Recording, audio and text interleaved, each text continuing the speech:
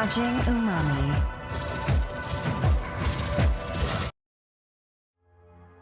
Hey, what's up, everyone?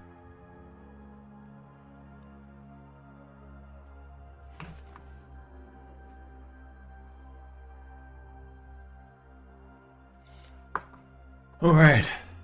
Okay, we're gonna be working on another shot for the finale.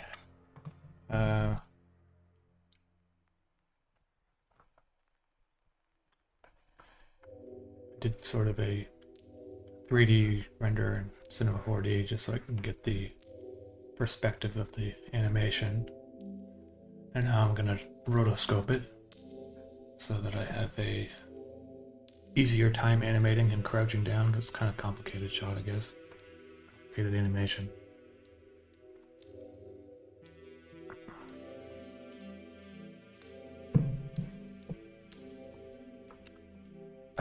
Enoch Travels, is your music on Spotify?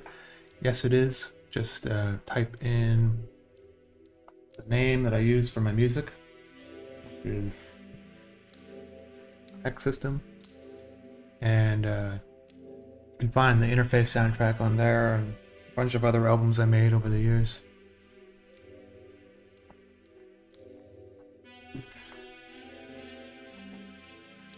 Cold Dog, almost done.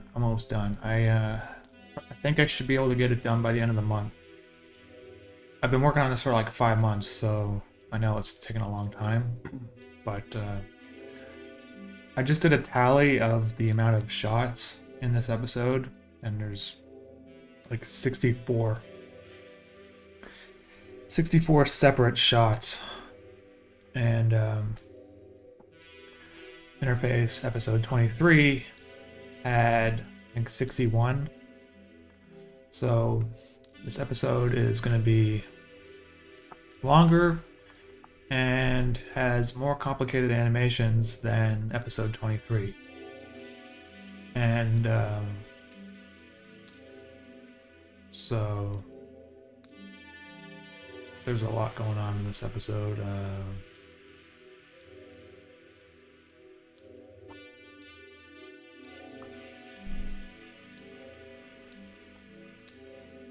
Micaiah Durham, I got a new Umami backpack for my birthday last week. Hey man, Micaiah, thank you for that. I'm happy you got a nice Umami backpack. You heading back to school, I guess, for September, or are you going to, what are you, in high school, or are you going to university?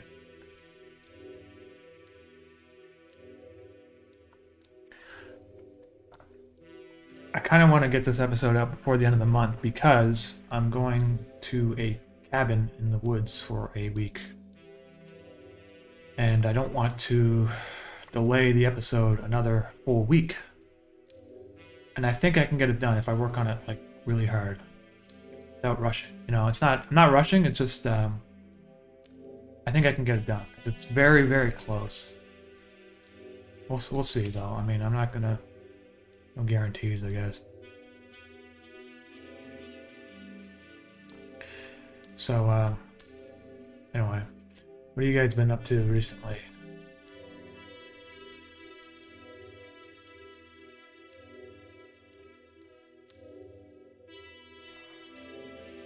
You know, this frame, in this frame, he doesn't really move much at all, so I'm just gonna cut that frame out. Save me some time. Even this one and this one, he's like barely moving, so.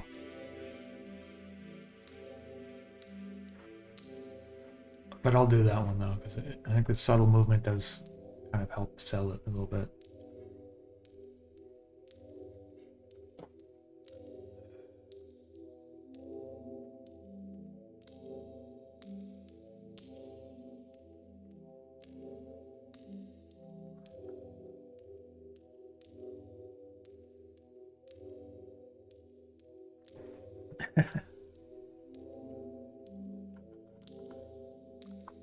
Yeah, last year everything was like closed in Montreal, and the only thing you could really do was go to like a remote cabin, whatever. So we did that last year, and it was kind of late in the year, like end of October, so it was like mostly rainy and stuff. But this year, we wanted to do it again because it's actually pretty relaxing. So we booked it like 9 months ago because, you know, everyone was trying to get out of the city because of COVID and stuff. But so now we got a cabin for, I don't know if it's a week, I think it's like 5 days or something like that, or 4 days, because like a week's a bit long, you know. It's just to like kind of clear my head and stuff, because I spend so much time on the computer, you know. And go hiking. There's like hiking trails out there. It's kind of nice. I mean, I go outside and I do exercise, but well, you know, it's basically I treat this animation as like a day job now. So I'm doing this like full time.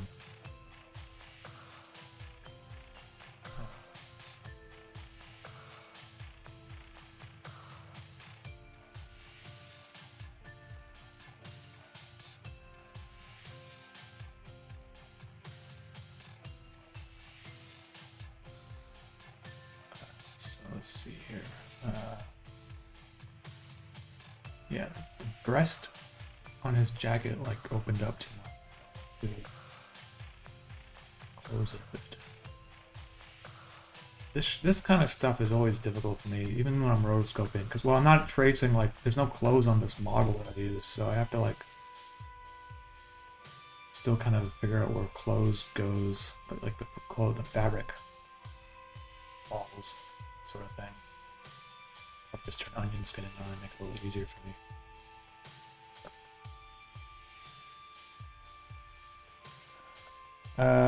Maybe a stupid question, but do you use a voice changer for Mischief, or do you just have mental vocal cords? Luke, I do change the pitch with software, because I think it's like physically impossible for me to get my voice that low. But I change the way that I speak a little bit, just because it makes Mischief sound a little bit more gruff, I guess. So he sounds more rough and hefty, I guess. Space Pirate. I recently got a laptop and drawing tablet. What kind of pen or brush do you use to draw? So I'm using a really old Intuos 4 PTK 640, and it's got a pen that's the more recent pen, not the one that came with it, because it's smaller. The other ones are really chunky. And I'm thinking after interface is done that I might upgrade my tablet finally, because although this is perfectly fine for basic stuff, and I would say it's perfectly fine for high resolution artwork, I noticed that so we have like an iPad too for like other stuff that we do, and the Apple Pen is like way more sensitive at low resolution.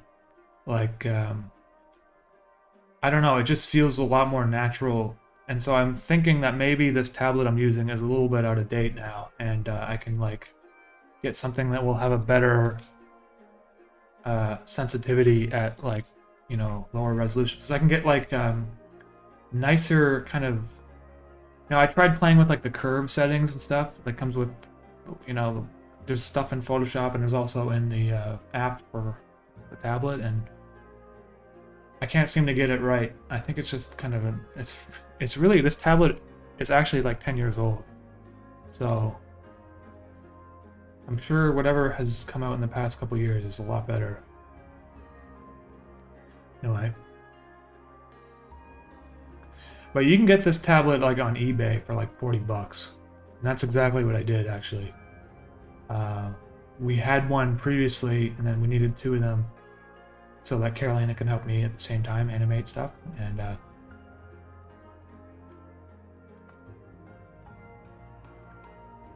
basically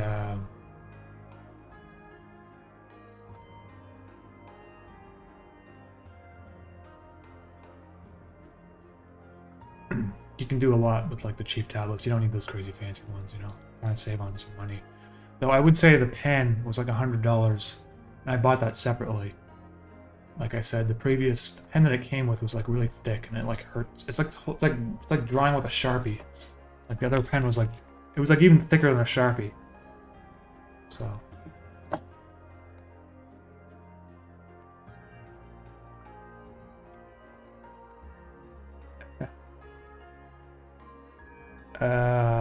What inspired me to make the Grubhub commercial?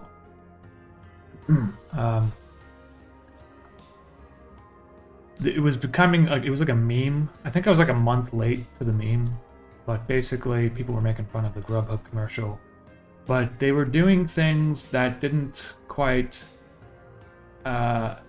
make me feel like what was actually wrong with the commercial. Like they would make fun of the commercial. They'd be like, look at this stupid kid dancing or whatever, or I don't know, like the Grubhub diet guy, like, I don't know, he like looks at some Pornhub on his phone or something. It wasn't quite like what was actually wrong with the commercial. And so I don't usually like just incorporate an actual video into my animation. That's like probably the first time I ever did that. So I kind of broke some of my rules doing that. But I felt like it was necessary because that commercial was just, I don't know, it was like, I'm not like an advocate for like, you know, social justice issues at all, but there was like just like, I just felt gross watching the commercial. Like I don't think there should be a time where people should ever like dance with food. You know what I'm saying? Like I just feel like you're just rubbing it in the faces of people who don't have food. And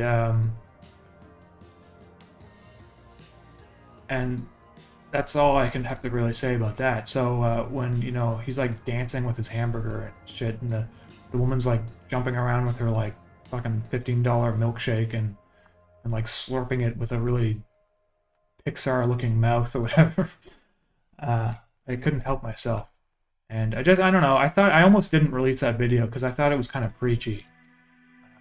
Like, you know, and I don't want the videos to come like across as like preachy and stuff, but whatever. I was like, I basically was finished when I made the video and thought about not releasing it, so I was just like, whatever, I'll just release it, who cares? Like, that's basically my thought process behind that video.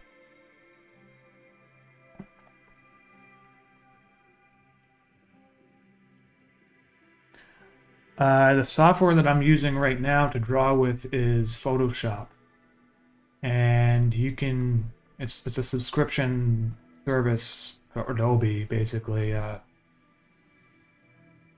If you plan on doing a lot of video editing and After Effects and that sort of thing, and Illustrator and design, it might be worth it.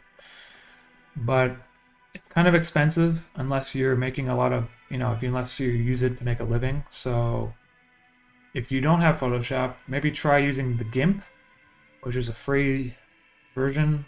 It's like a free software. Or even better is Affinity Designer, I think it's called.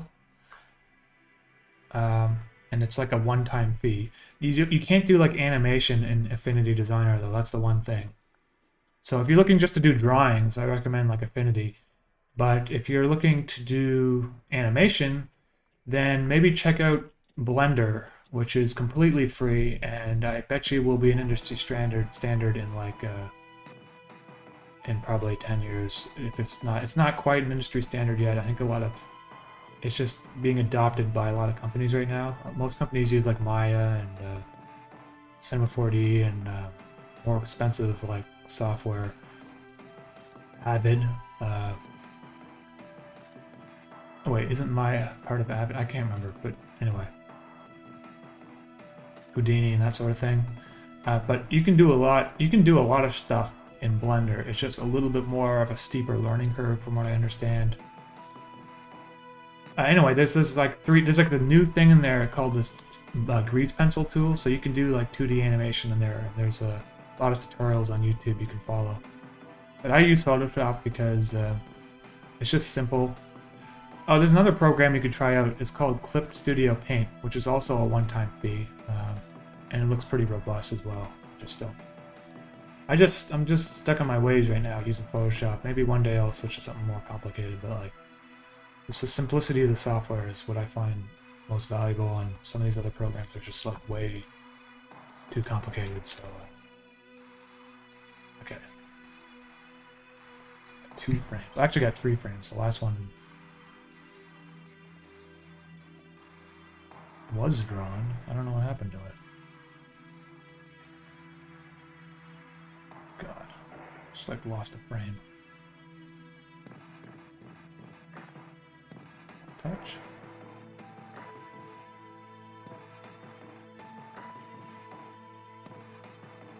Whatever.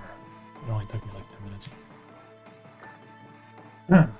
Steve Dixon, your music is perfect for studying. Looking forward to the finale. Hey Steve, thank you very much, man. I appreciate that.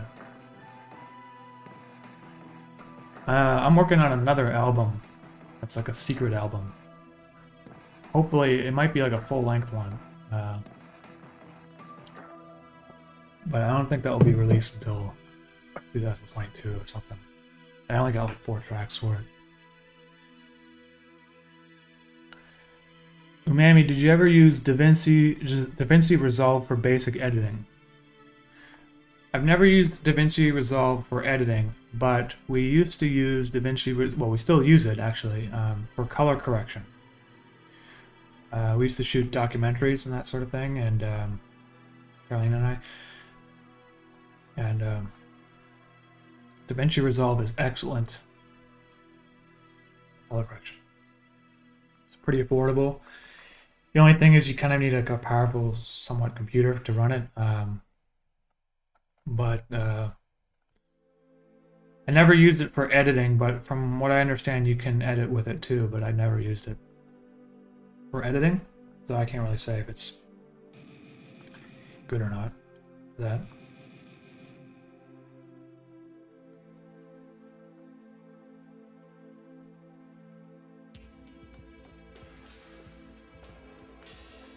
So this shot, actually, I don't think you're even going to see his feet, but I'm just kind of roughing it in anyway, in case I change my mind later.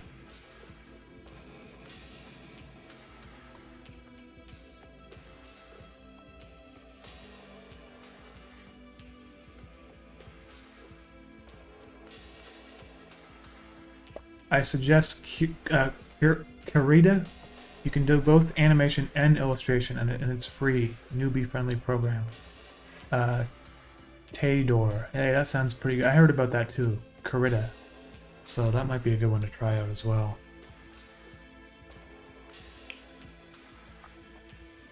Yeah.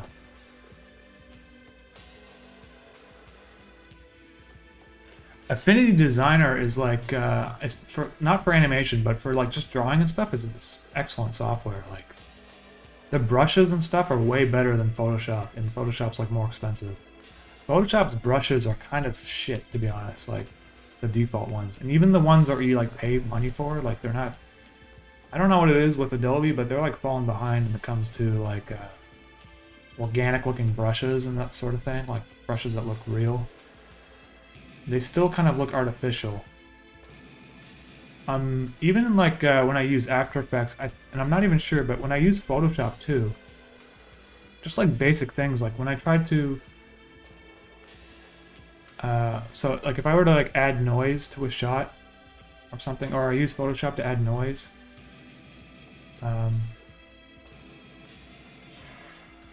maybe it's in After Effects, I forget. Oh, let me try something bigger there.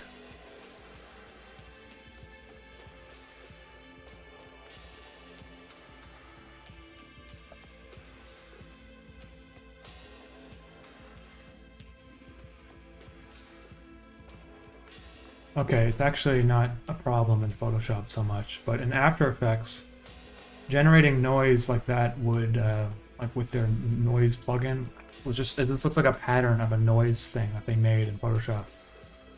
I found better ways to make noise in After Effects. People are curious, I can show you later, but...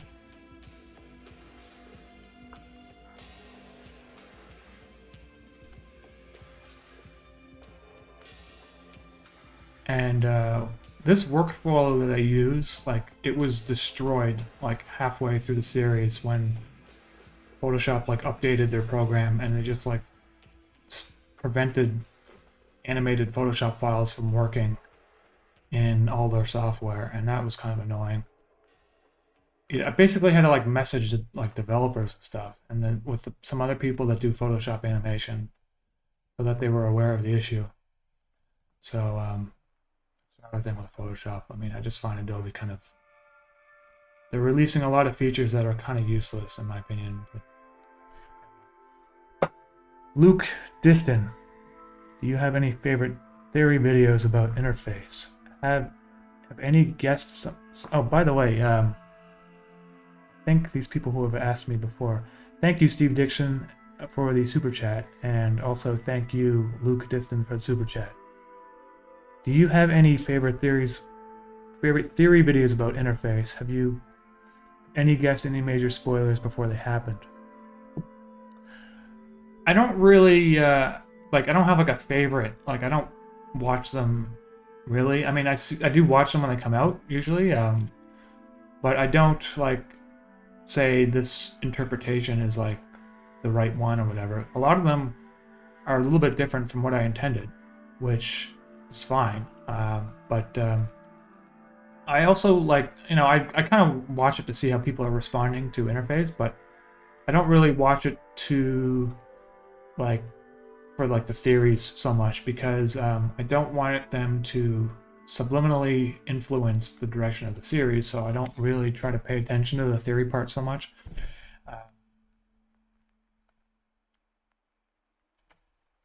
I just wanted to see how people like react to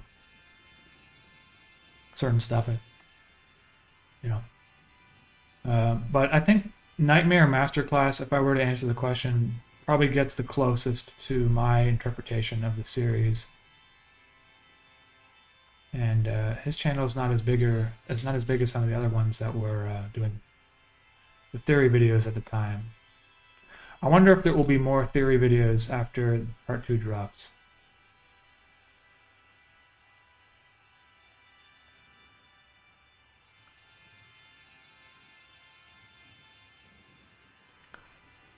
Have you seen Fantastic Planet 1973? And no, I have not. Sorry, Preliminal, I have not seen that. Bebop Ganymede, love your work. Still have those pink hoodies. Yes, I do, Bebop. They should be on Teespring, a Teespring store. They should still be there. If they're not, it just needs like a day for the cycle to republish, but I think they're still there. I haven't like removed anything from my, well, okay, so I removed about 10 things from my merch store like about a couple months ago, just to clean it up, because some of the things were not like very popular. So there's like a lot of stuff on the merch store now.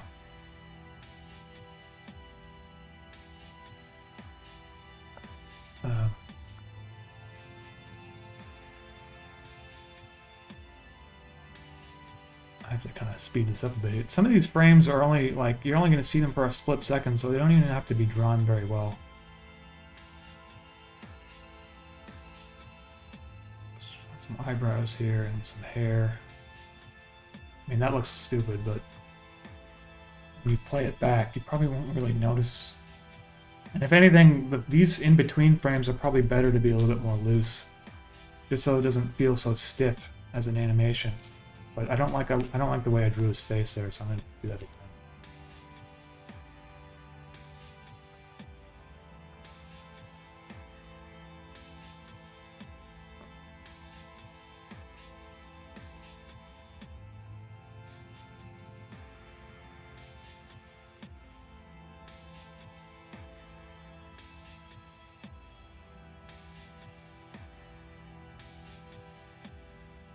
It's a little better.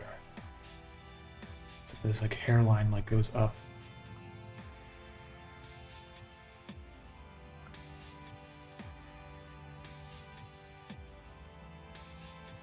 So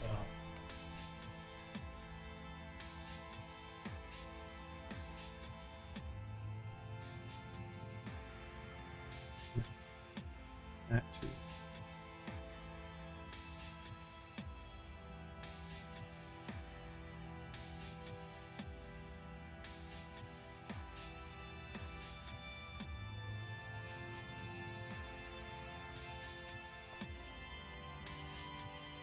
Which software did you use to make that 3D model? It's Cinema 4D. So I paid for a 1-year license to the software about 8 months ago to see if it was worth me paying for the full version, and I do use it quite a bit. But more recently, I haven't been using it as much. I did use it in this episode a few times though. So, and actually quite a few times, so I'm making like the most of it while I can, but I don't really know if I'm gonna renew my subscription to it because it's so friggin' expensive. Like, it was like $1,000 for 1 year, and then if I wanted to just buy the software outright, it was like $4,000, so I don't know.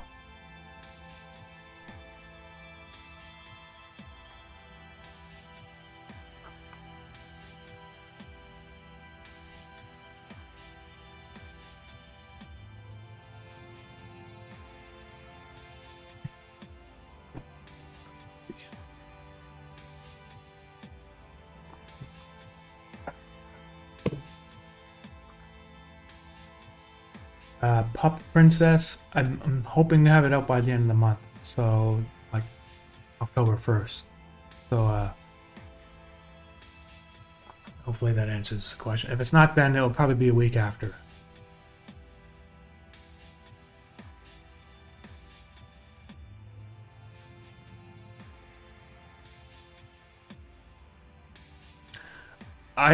The problem I have with Blender is that there's a lot of times when you're trying to do something, it requires you to like check 3 different boxes that are hidden within 3 different panels. And if you don't do that, like whatever you're trying to do just doesn't work intuitively. And that kind of stuff just... And I think they might have changed it more recently, but I think they have like a materials browser now. Before, you would have to like save your colors and stuff in a template file. I mean, I guess that's fine. It's just I find that kind of to be a strange way of working. Like, I wish it was more like, you know, I guess that's the same way with Cinema 4D. All my files are kind of like in a template. I don't really have that much experience using Blender, so for what I find difficult, someone else probably finds really easy. I just probably need to learn more.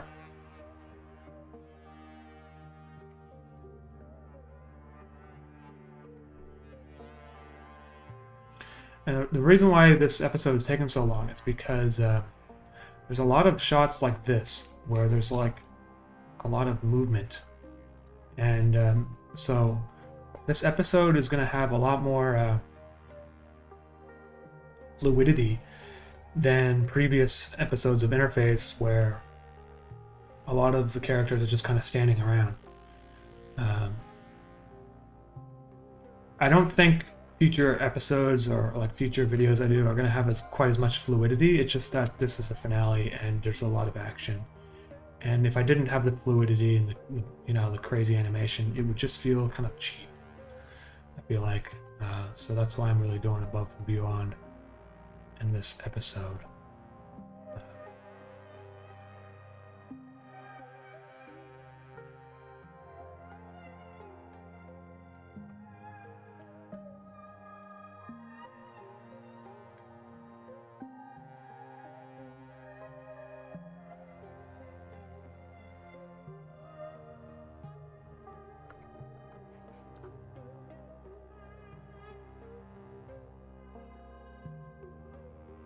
Sorry if I'm not answering all the questions. I just get a lot of them, so if you really want your question answered, just repeat it and I'll try to answer it, I guess, the second time. Yeah, so everyone that's like worried about Interface ending, it's ending, but like there's going to be more videos within the universe afterwards.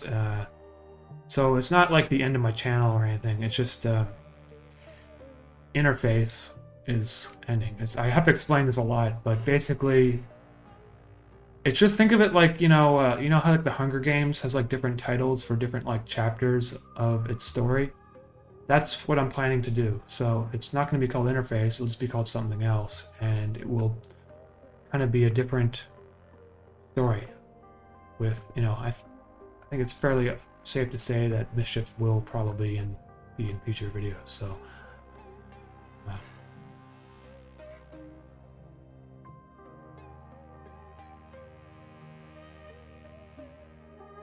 So it's not like, you guys shouldn't like worry about if nothing's going away really. It's still gonna be me here animating stuff.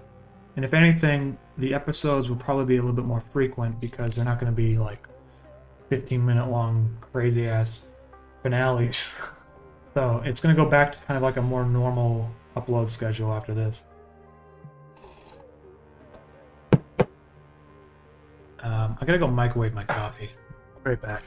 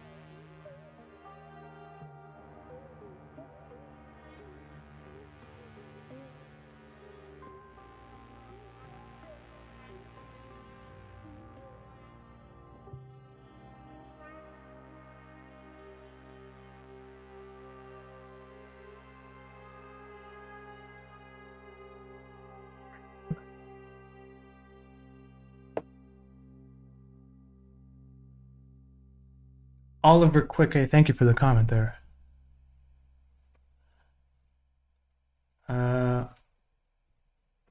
Any tips for overcoming artist block? I feel like your advice would be very helpful.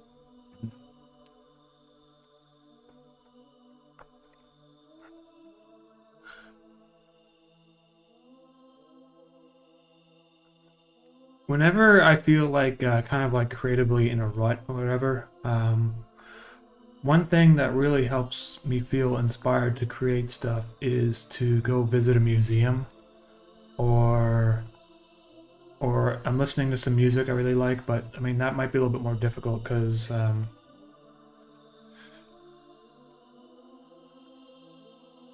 in Montreal there's like a fine art museum here, and I like to go there a couple times a year at least. Usually by the end of the trip though, I feel like, hey, I really want to like make a painting right now or something.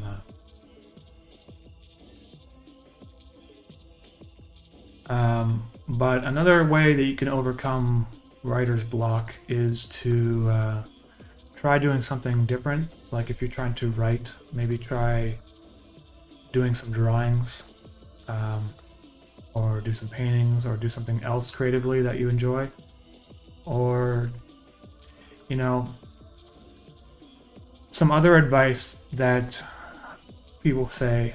So I had a screenwriting instructor in university, and he would say to overcome writer's block, the only real way to do that is to develop a schedule and stick to it every single day and force yourself to write something, and it's probably going to be crap. And it only has to be 20 minutes. But if you sit down and write for 20 minutes every day, and you just force yourself to write some crap, you don't even have to look at it again if you hate it, right? Just write it. And you keep it up, your brain kind of like gets into a mode of like, where actually some days you'll make something that you enjoy, like you think is good. And it's kind of like a quantity over quality thing. And what you do is later you just filter out the crap. So that kind of works the same way for me sometimes when I make music. Is even if I don't really feel like making music, I'll just sit down and mess around on the keyboard, and 90% of the time it's going to sound like crap. But the important thing is that I actually sat down and did it, because otherwise I wouldn't have done anything, and I just would have been on the couch watching Netflix or something, you know? And so it's important that you do this writing, even if you have writer's block. Just write something, you know, just write some random joke. It doesn't have to be, it's just like some it's crappy joke. Like write anything and just forget about it. It doesn't have to be like, you know, some big like you know, big opus magnus or whatever you call it. Just some practice, writing practice, you know, like I doodle in a sketchbook or whatever. And realistically, that's the only way to kind of overcome the challenges of writer's block, is to just force yourself every day to do a little bit of something, even if it's a small thing. So hopefully that's somewhat useful. I don't know. Or his hand's missing. Okay.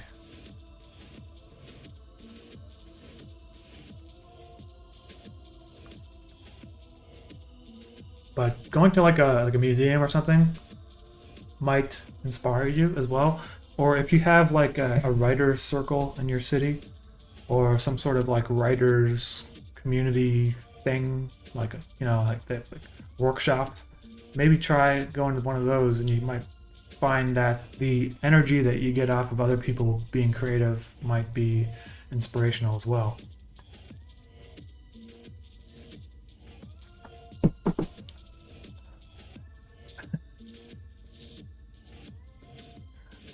Microwave coffee doesn't taste that bad. I have to do it though, because otherwise.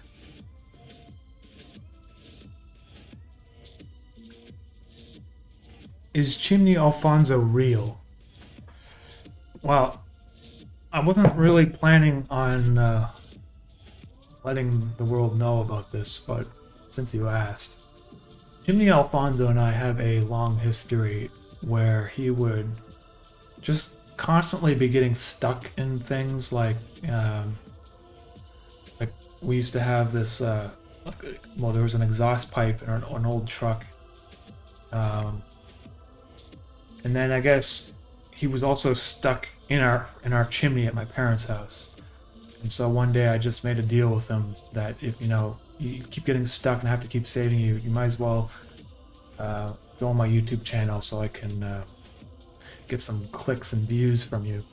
That's exactly what happened. But then Chimney Alfonso and I kind of had a falling out afterwards because I got all the revenue and he got nothing. So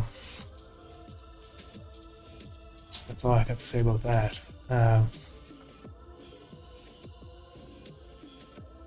Wintergatten, the famous marble machine guy, was inspired by a museum trip like you just recommended, and now his machine is in that museum. Hey, that Wintergatten guy is quite amazing, actually. I still follow his channel, but then he did like 10 billion like marble test videos, which kind of gets repetitive after a while. But no less, what he has created is quite amazing, and really, it's starting to look like really refined and beautiful. And so if you guys haven't seen this, you might have seen like his viral video like 4 or 5 years ago where there was like a marble machine he made, but he made like a new one out of metal, and it's like amazing. And really, I find the whole channel to be like quite inspirational for like engineering, from an engineering perspective, because the guy basically started with like no knowledge of that stuff, and now he's like pretty well versed in a lot of these you know, welding techniques and engineering, all these new ways that he's coming up and solving issues. One of the favorite thing I have about his channel is that he's constantly coming into problems with his stuff, and he explains exactly like how he thinks he's going to fix it, and then he'll do like several different versions of trying to fix it, and then sometimes something will work, And then maybe a couple months later, he's like, oh, I realized that actually, if I do this instead, it will be like way cleaner and probably work better too. And so I don't really like, people are like, when is he going to finish the machine? And I'm just like, I don't even care if he doesn't. It's just like, it's a process, kind of like working on interface, where the process is kind of part of the enjoyment, I guess. But anyways, if you guys haven't checked him out, I think you should, because he's pretty cool. Like engineering, kind of science-based, mechanical engineering, I should say, channel.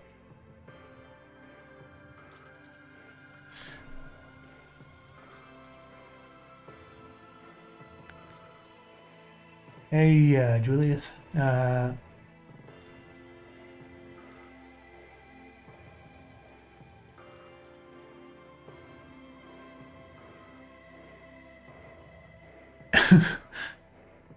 Okay. Uh,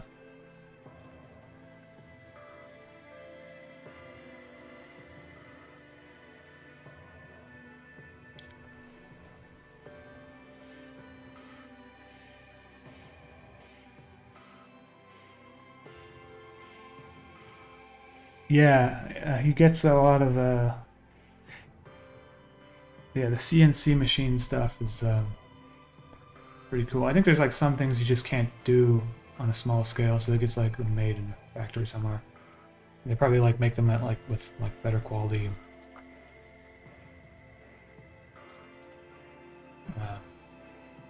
I don't know if he like CNCs the metal stuff that much. I don't really. It's a lot of wood.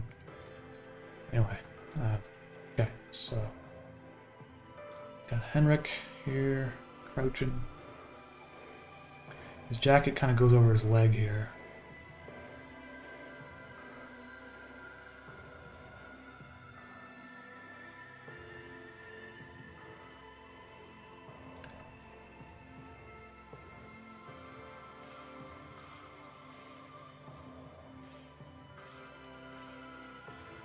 This shot, this is like one part of the anime. It's gonna take me the entire day, I think.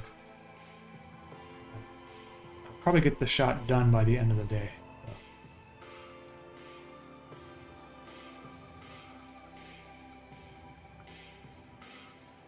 At this point, I'm really starting to ask myself, is this shot necessary? And this shot is sort of necessary, even though it's like he's just crouching down. Like, otherwise it would look like a jump cut. He's like standing and then sitting, and it just doesn't look.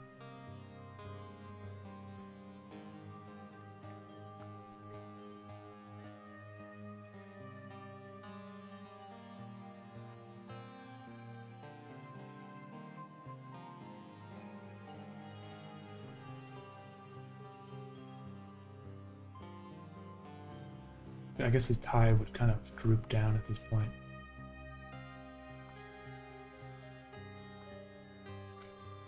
Just like that video I did of him jumping down.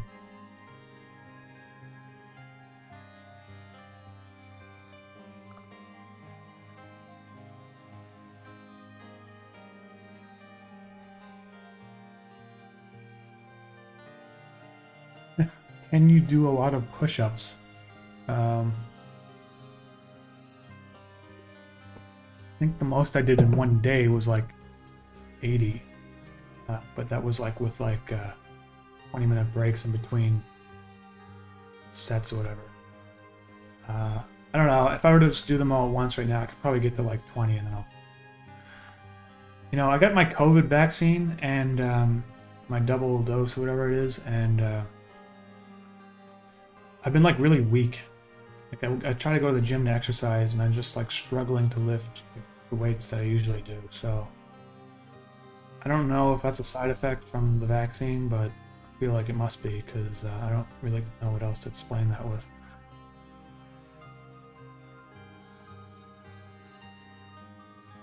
I'm just glad that stuff's over with and I don't have to take any more vaccines. If they start pushing that we have to take a third vaccine, I don't know. Things are gonna get a little hairy.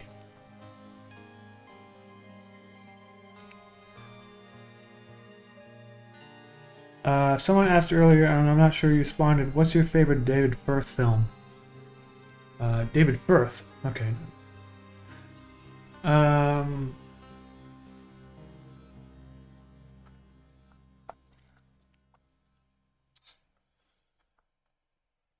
I kind of like the Burnt Face Man series more than the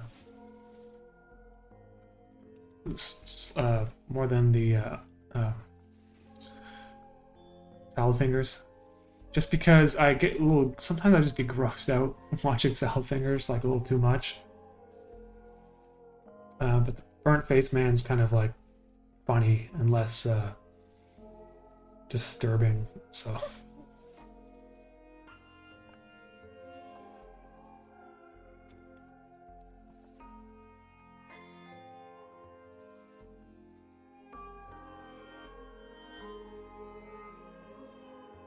I think boomers really look like Mischief. My 60-year-old mom says he's so cute, and my 80-year-old grandpa says the bird plushie is so silly looking and fun.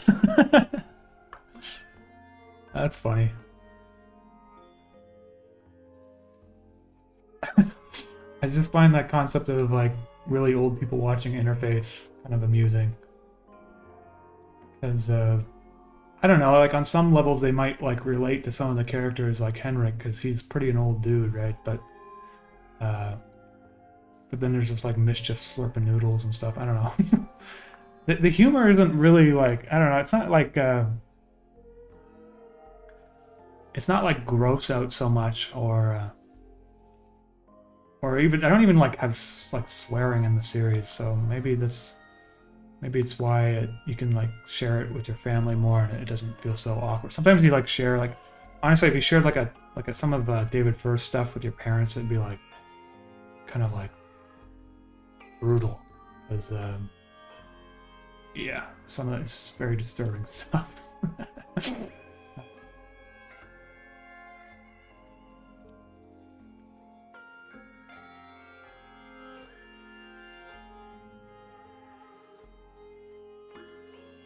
Okay, his face looks really weird there, but let's just move on. Oh, I think it's because his sideburns are like missing or something. Okay, whatever.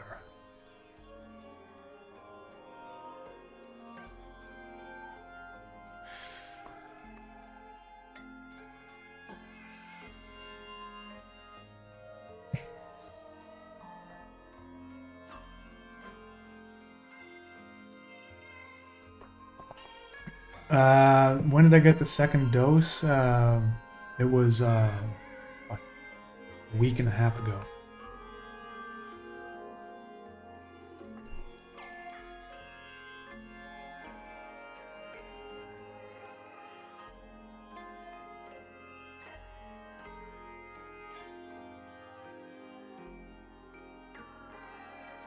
Would you consider the way that you draw an art style, and if so, when did you get that style and how? It's not like I'm consciously trying to draw in a certain style, but some of the techniques that I use kind of make it look like there's a style, which is the low resolution combined with the hatching. But I think the one thing that kind of makes my animations look a little bit stand out from a lot of other animations is that is the lighting, which a lot of animators for some reason don't like to use like strong contrasty lighting, and even their shadows, they're afraid from making them too dark. I guess because cartoons are supposed to be like fun and cheery, but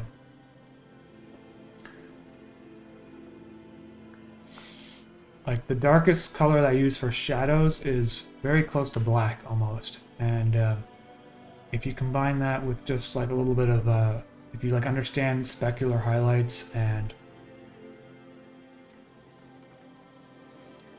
how light falls across a face,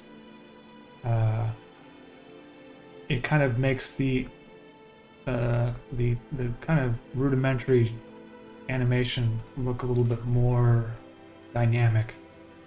And there's like, some of the early episodes of Simpsons, they would have like really nice lighting and dark shadows and stuff. And I don't know what happened, but like they just stopped, and now it's all flat and everything's flat. So I think people just aren't used to seeing like shadows and stuff really that are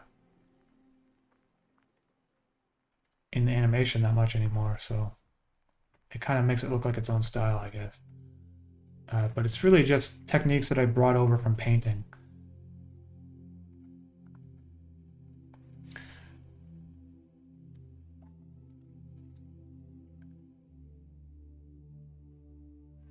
The Tesla bot looks like the cameo on the series. Badass coincidence, bro.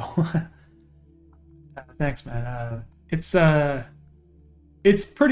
of different looking. It's just, I guess it's similar in the way that like it's black and white, and it's sort of got like the shoulders sort of look the same. I don't really like the Tesla robot. Like, I don't like the design that they chose. I just feel like, why is his face like all black and then smooth, and then his body's white? And I don't know. I feel like they could have used a few different more iterations before they came up with that. But personally, it feels kind of soulless in my opinion. I just feel like it feels too. It's like if you made a Q-tip into a robot, that's what their robot looks like. It's like a robotic Q-tip. So.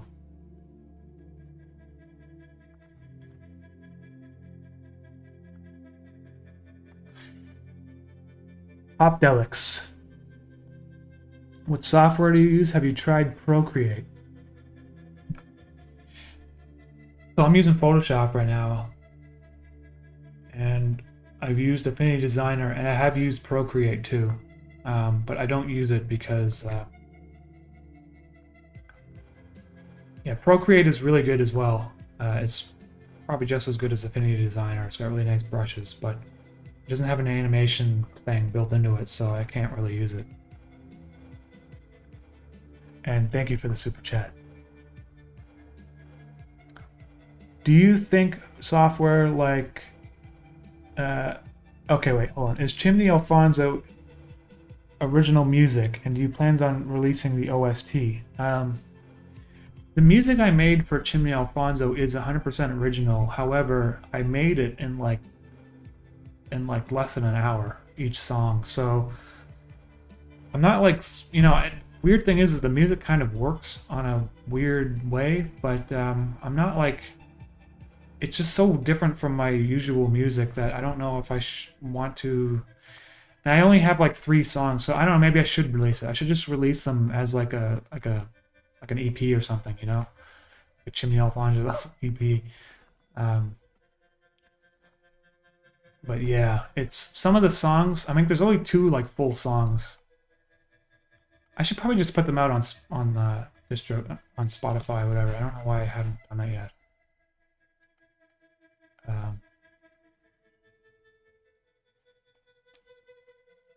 Yeah.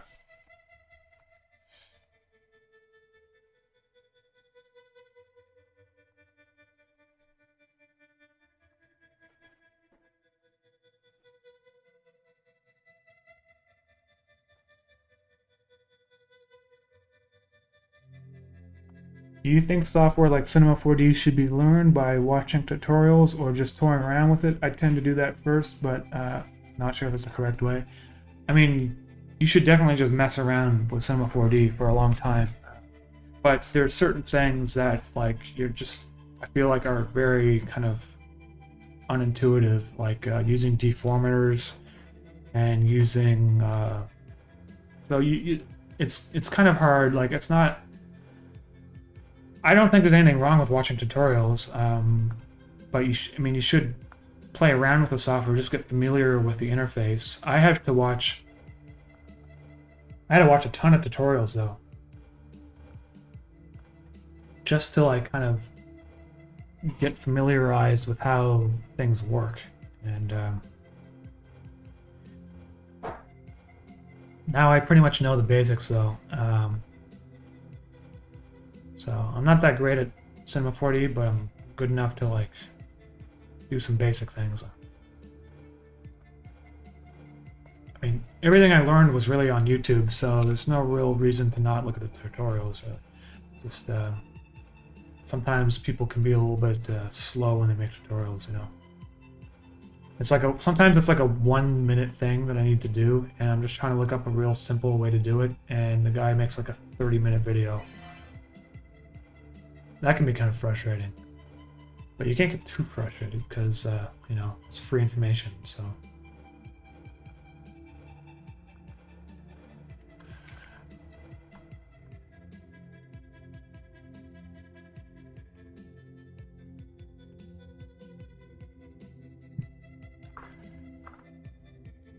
Chase H, is there anywhere we can see your paintings?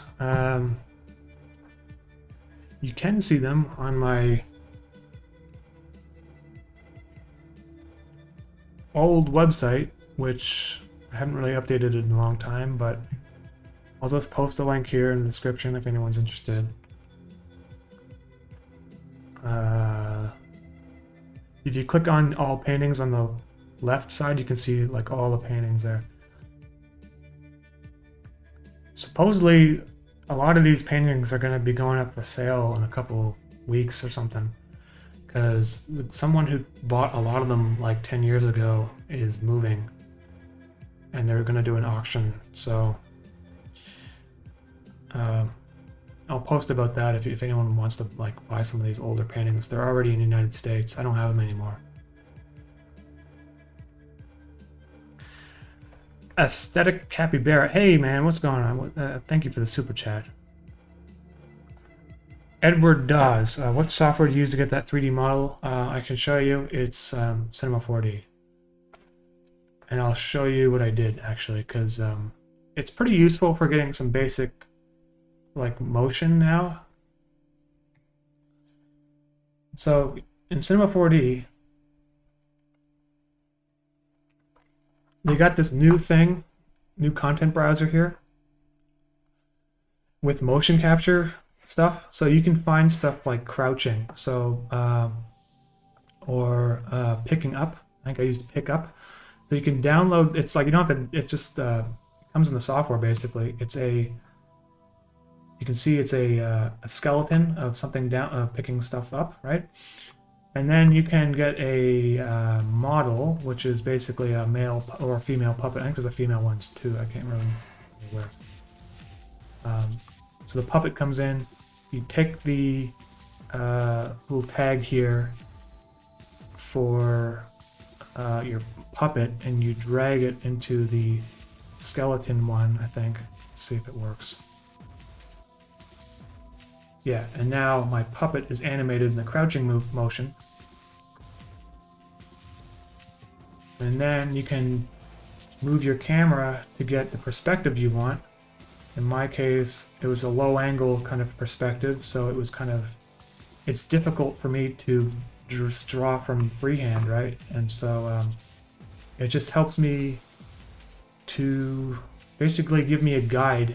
So when I'm rotoscoping, it looks more correct, because otherwise me trying to freehand that would look like crap. And I think the great thing about this is you can just literally like every perspective, like every, like I could do it, you know, and you can't like find references for stuff on the internet very easily, but if you do it in 3D like this, you can just move the camera however you want it. You can do some real weird shit like this too. But that would be it. I don't think anyone wants to see Henrik do that, so.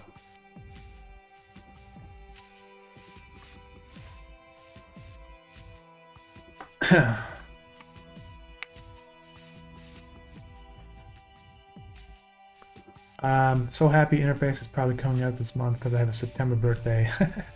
Well, thanks. Never, but it might be like October 1st, or the first week of October, unfortunately. But it'll be very soon.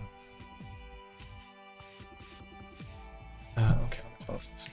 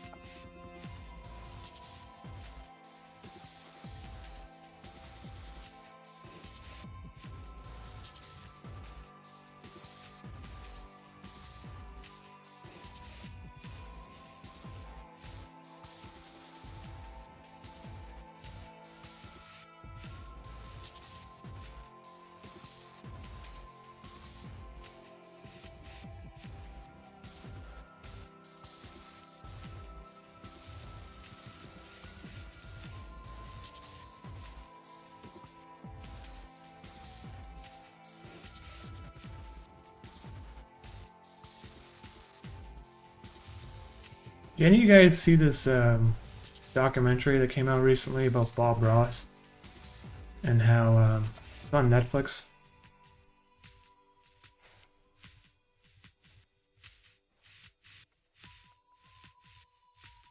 But you know how basically you see all these ads for Bob Ross stuff, like the Chia Pet and like all those oil paints that he makes. Apparently, he's got a company out there.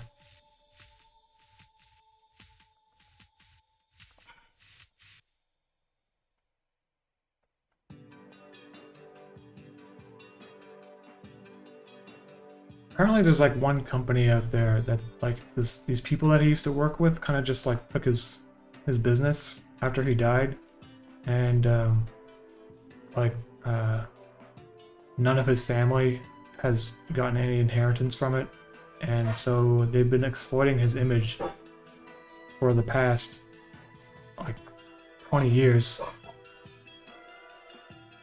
and it's really kind of messed up.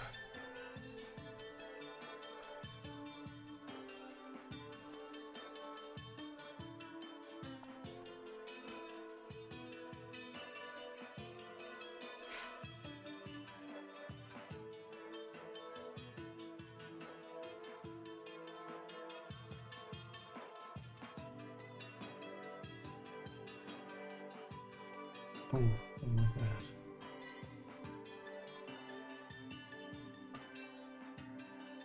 Hey, would you ever object to anyone doing their own project set in the interface verse with little hits to your work here and there? Noli, I guess it depends what the project is. Because what I would prefer to do is if you had an idea to kind of like just run it by me first, and then I'll give you like a license for free, you know? Because if I kind of just carte blanche say you can do, you know, whatever you want, then that opens the doors for, you know, other people like companies and stuff thinking, you know, there's precedent here, we can use his characters and that sort of thing, which I don't want to, you know, it's an unfortunate part of the legal thing that I have to be aware of. So if you did want to do something, just send me an email, let me know what it is, and I'll just be like, yeah, whatever. Because, you know, you never know where the series could be in 10, 15, 20 years, you know, and I got to keep these things in mind.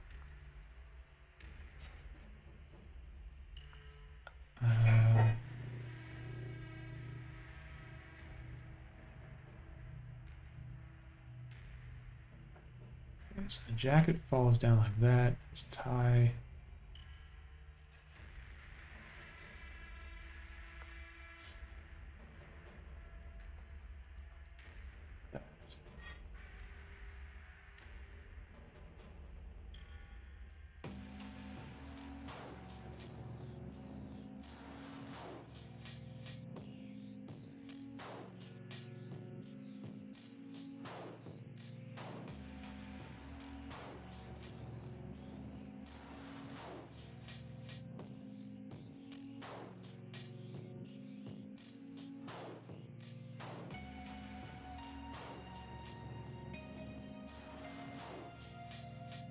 Chase H. Apparently, you can buy his paintings. They're a couple $1,000s each. Just be aware, though. Apparently, in the documentary, they were saying how a lot of his paintings are have been forged by the company that owns all of his intellectual property. So it may not actually be a painting that was made by Bob Ross, because his technique is kind of like, you know, honestly, it's kind of easy to replicate. I mean, that was kind of the point of the show. So some of the paintings that are for sale that have been made by Bob Ross may not actually have been made by him.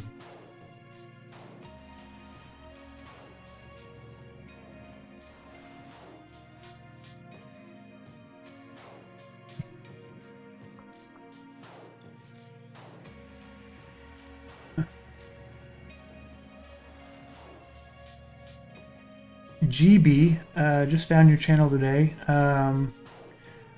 What do I use to animate? Well, actually, I answered this 3 times today. I'll just say it quickly. It's Photoshop and Adobe and stuff. And I think, actually, check out the description, because I think that I might have written some more information in the FAQ of the... and it's more detailed there. Let's see. But welcome to the channel, and thank you for the question. Okay. Strongest hat.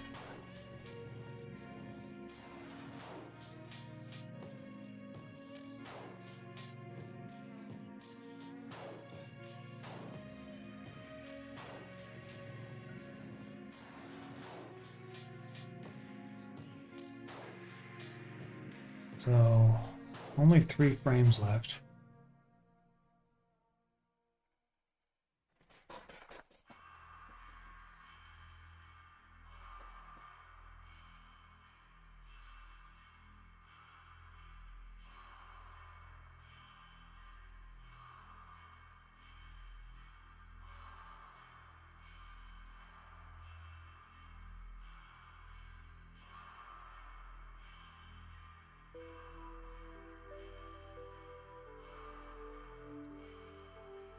Aesthetic Capybara, thank you for that. Coming up, Walt Disney's interface. Oh man, I don't know. You know, I don't think it's a good thing that Disney owns like majority of all content right now. So I don't know. People got to start making some more original things. I think that's the problem. Disney owns everything already.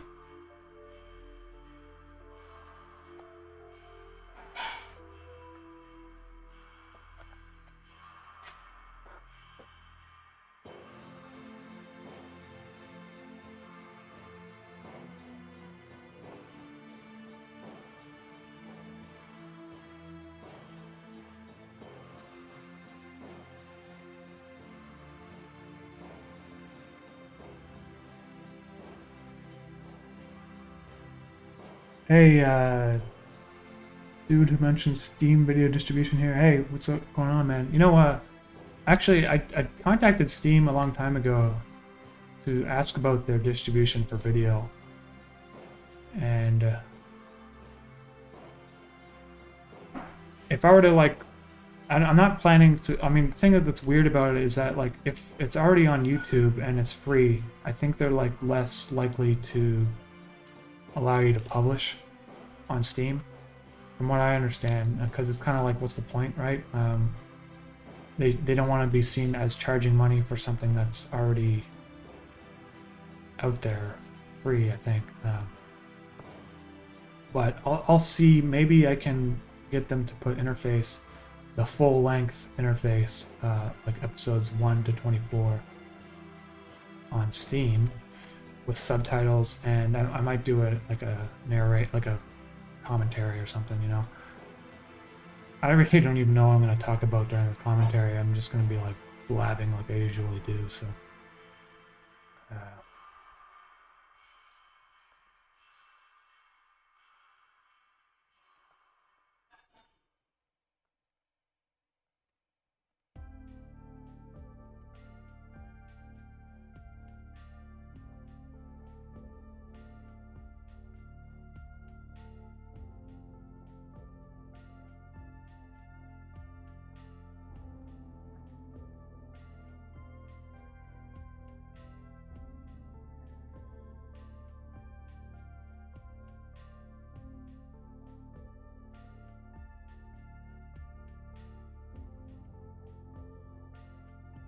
How did you feel when Adult Swim picked up you up with a couple shorts? I was pretty excited about that, actually. That was pretty cool. Just having them email me out of the blue like that, so happy to have worked for them and done some shorts.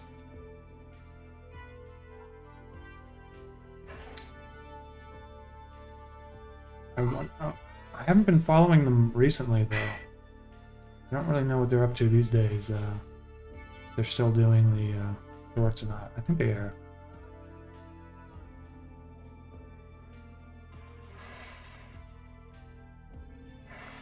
Doing projects like that can be kind of sketchy sometimes, though, because you never know what. Like, I'm not saying Adult Swim's gonna go away anytime soon, but I remember, like, Super Deluxe was like this big thing that got bought out by Turner, I think, and then they just closed it down because it was like duplicated content, or it was like had crossover with Adult Swim, which I don't really understand their thought process there. I mean, if you got something successful, why not just keep doing it? Like, but whatever.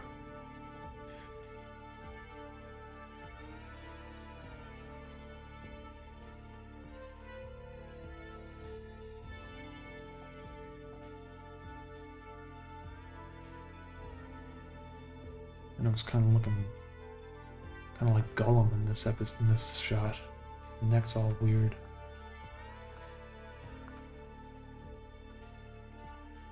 Ugh, I don't really like his face gets all pudgy and weird looking.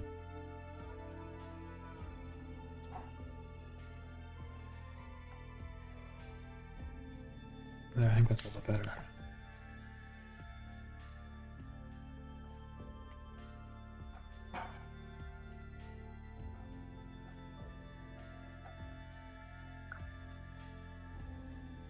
I think his hair is messed up too. That's better.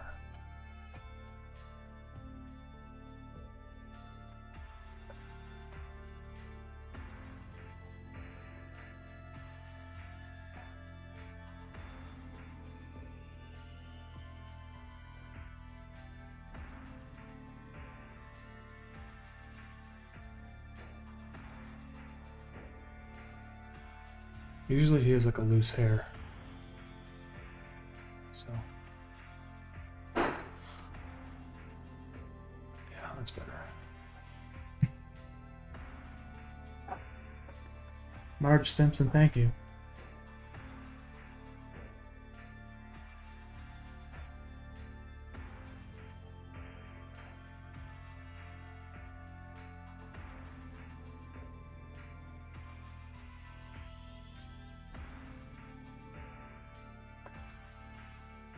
Canadian detected. Did I say out in a funny way or something? I don't know.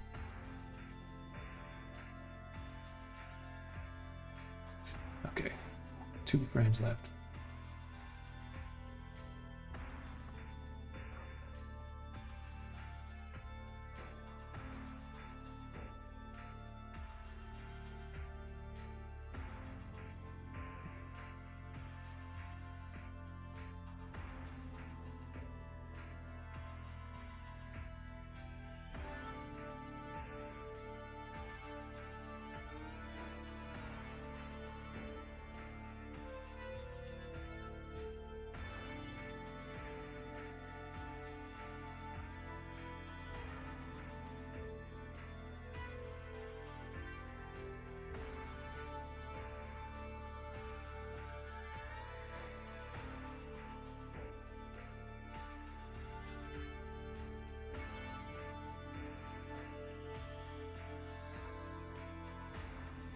I first heard of you through Knock Schiller's tweet about the Mischief bird plush, and then remembered it after a long time later. Started watching Interface and all the other bits. Hey.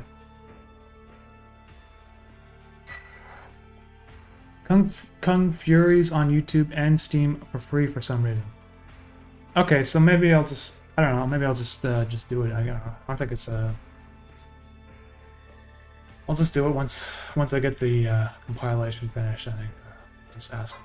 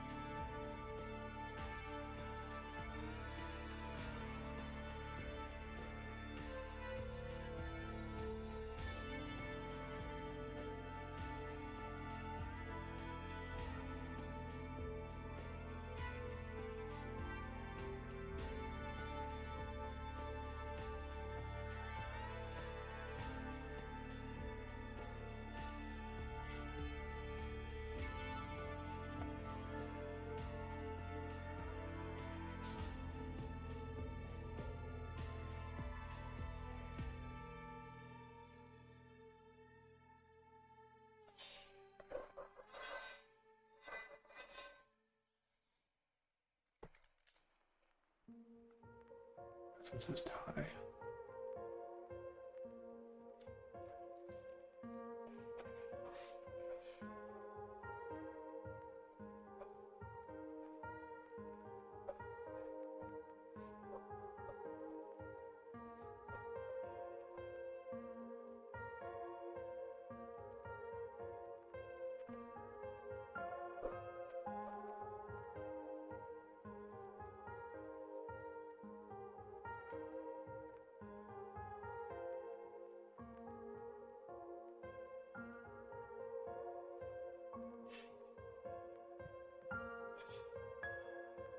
Getting there. Last frame, I think.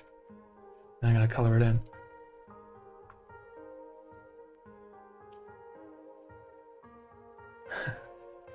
I even showed part 1 of Interface to my mom with subtitles, very big subtitles. Hey, well, thanks, man. I'm happy you're sharing it with people. I appreciate that. Sound of metal bowl in the background intensifies. I don't know. I think Caroline is making something over there. Hey, Carolina, what are you making? She says she's making brownies, I guess. Not sure, we'll find out. I made biscuits the other day. Like 1,000 biscuits.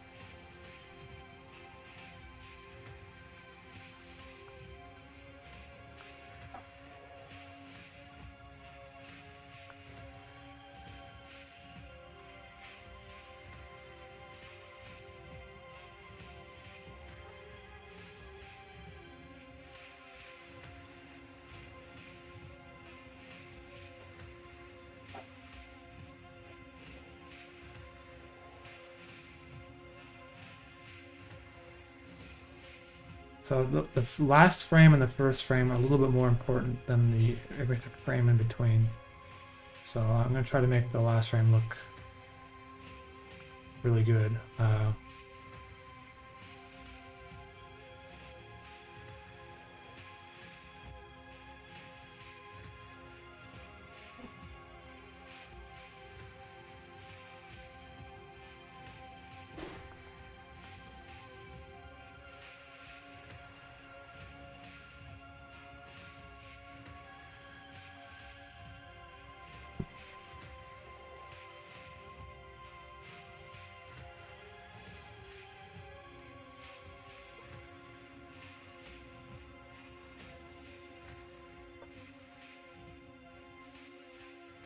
I don't like how much his leg bends though. It's kind of unnatural. So I'm gonna probably just go off the model a little bit.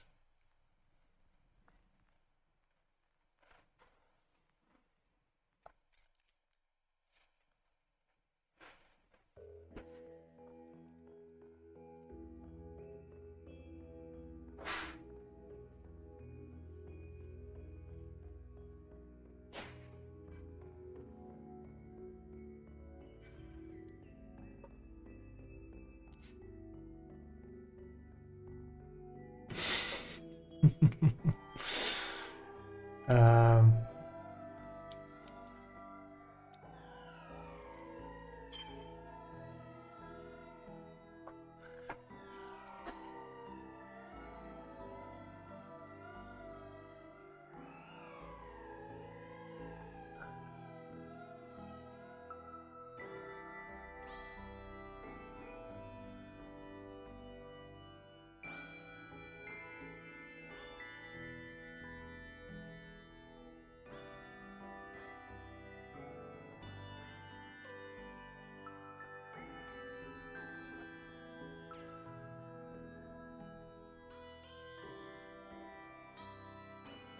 okay, let's see here. Getting close. His hat.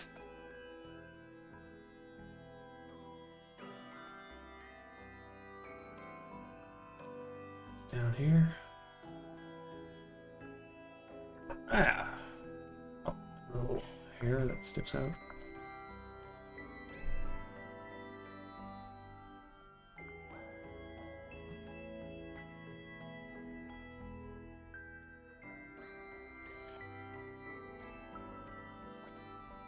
Okay, so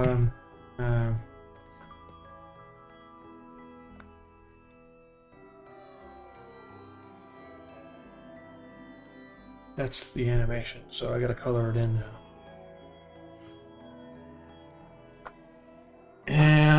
And this part also takes a while, I guess. But he is backlit, meaning is he backlit? Let me just think about this. Yeah, he's backlit from this angle. So I'm gonna delete what happens, disable this. Most of his it's gonna be in the shadow mostly. But I will try to add light in the areas that make sense, and so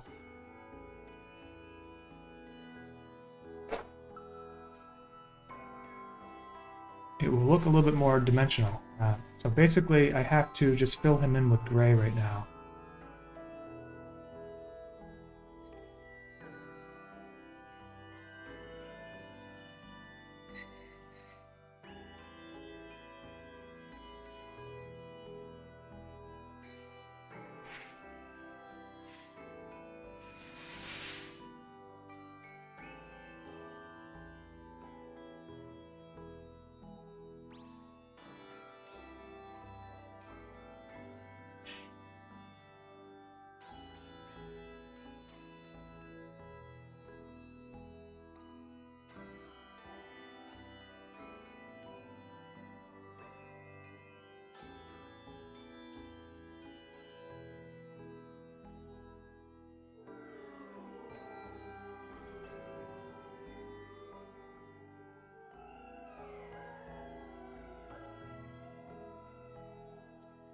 MIG RF, the recorded instruments on the new tracks are great. Did you compose the music for them, or did the musicians improvise? Well, actually, MIG F, so for the Corona Wave and stuff, those were not recorded instruments, though they do sound really good because they were Spitfire sound libraries that I used. But I've only started using like real violin and stuff in the past 6 months, and so I work kind of like 6 months ahead of the things that I release. So actually, this episode is going to feature some real strings from a violinist, and also a viola. And I made 2 other music tracks for this kind of like secret album, and I think everything from this point on forward is going to have a violin, and it's probably going to be like real recordings.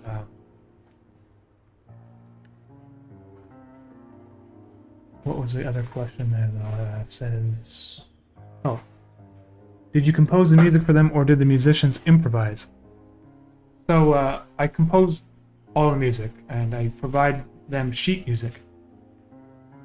And so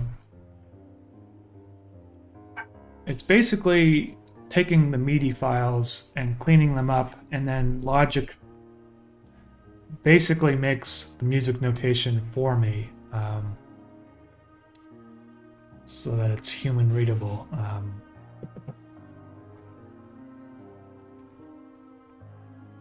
But there's actually, I was researching different ways you can play the violin, and so far I've basically just been doing the legato and some of the staccato, or what do you call it, spagato, or whatever. There's like different types where you pluck it, right? Or you do short bursts of the violin. But there's also a completely different style of playing the violin. If you look up Cape Breton reels, like Irish settler, like, okay.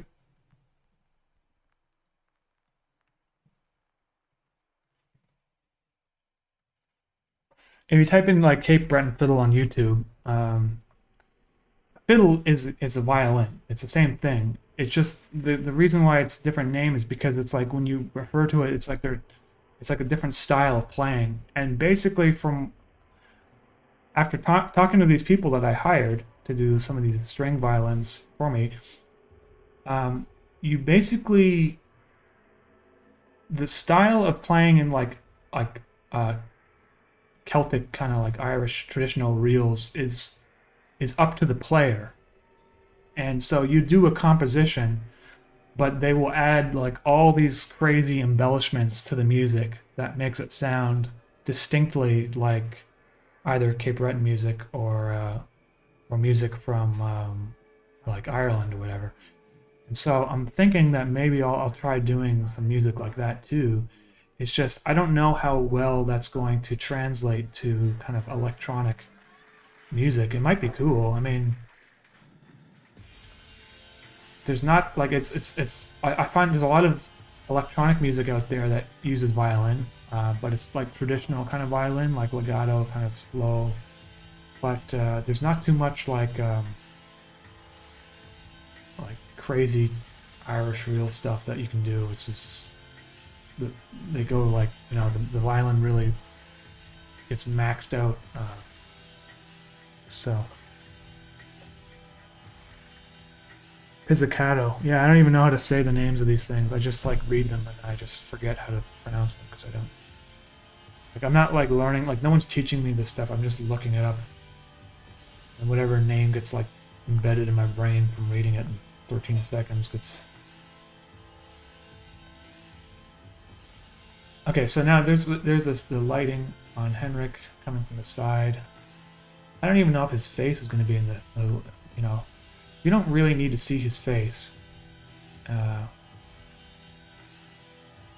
You know it's Henrik. And well, I'll probably put some light here on his hat.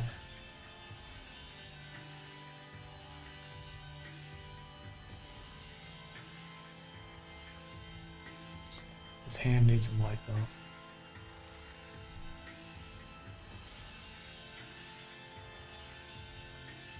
And the inside, or like the darker parts, actually, I kind of do. Well, I don't know if it's necessary, but I usually put like a little bit of purple, just to kind of make it look like the blue and shadow, you know.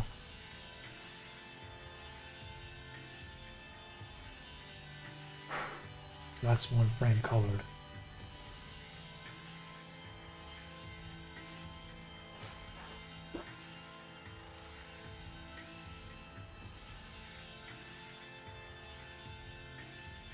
Might end up being a 2-day shot.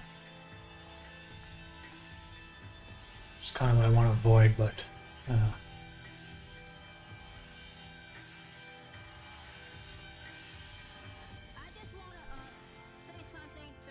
spaghetto, yes, the most beautiful of articulations.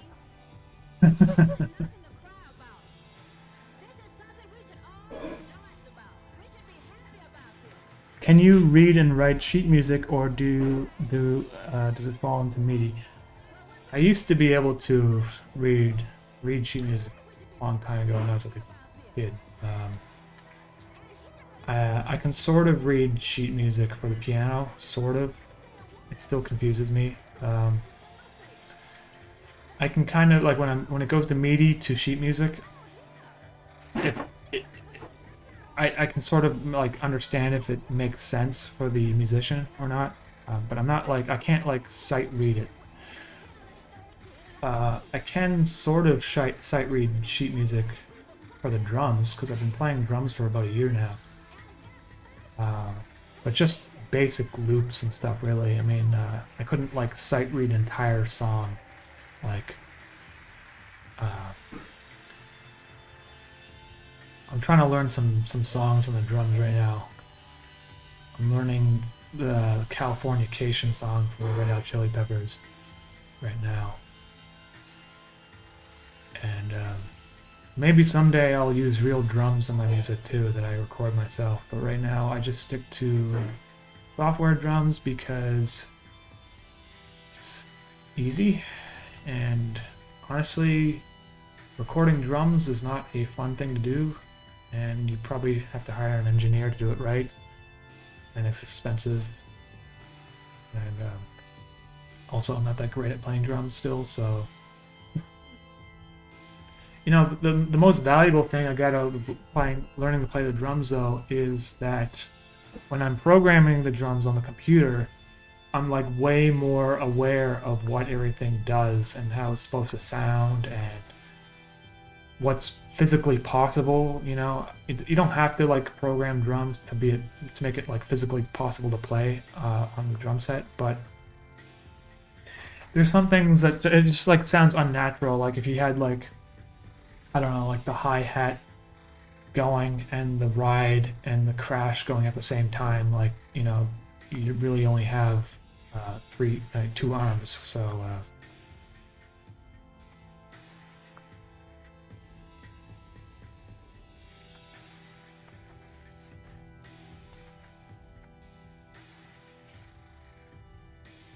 that's kind of the tricky thing about composing for like other musicians, like violin and like, you know, even like guitar or whatever. It's like I don't know what's physically possible with some of these instruments, so sometimes I'm like oversimplifying the music when the musician could probably do it no problem, you know.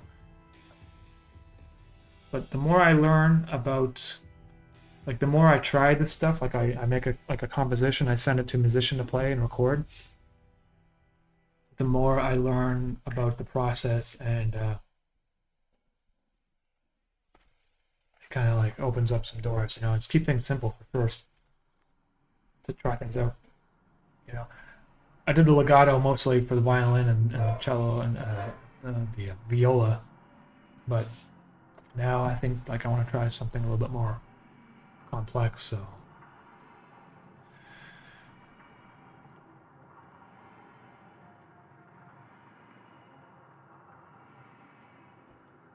Hey, Jack in the Box, James, thank you for that. Like electric drums, Bobo Bobbins, yeah, like I program electric drums, but I've been practicing on real drums. There's a drum studio where I live just down the street, and because I'm taking classes, they give me a discount renting out the drum studio. So it's like not that expensive, and I just go there once a week and practice. You know, it'd be nice to go a little bit more often than once a week, but it's difficult to do when working on a web series and trying to also do other things like exercise. You know, and you got like errands and that sort of thing. Who are some of your most inspiring drummers? Well, I don't really know, because like I'm not really like, it's kind of like a new thing for me still. Before I got into playing the drums, I didn't even really understand the difference between like a snare and like a tom, you know. So I don't really have like a lot of people that I like follow when it comes to drums. What's up, Kalia? You didn't understand beats? No, I didn't really understand them that much. Yeah, I told you. So just learning the whole process has been very helpful. Just better understand the instruments, you know.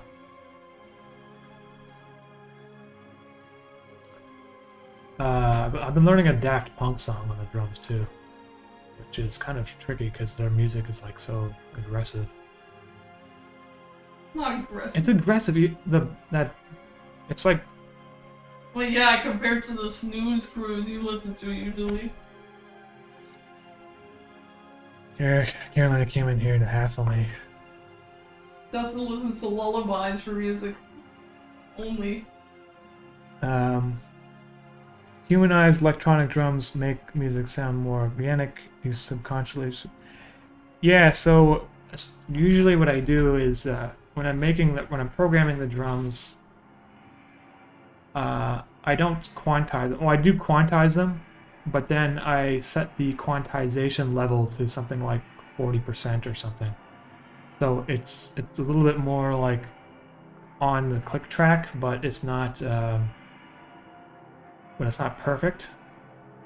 So that every time you hear the drum play back, it's not like exactly on the exact same timing every. And also the velocity is something I also do. Velocity changing to try to make things sound a little bit more realistic.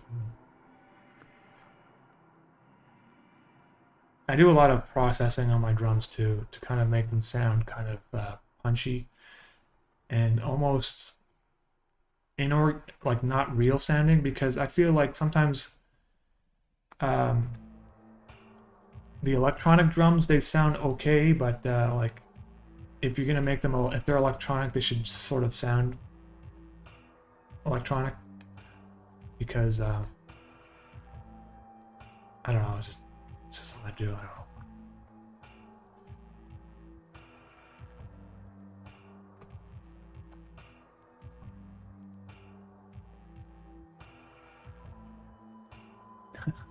A drum gym.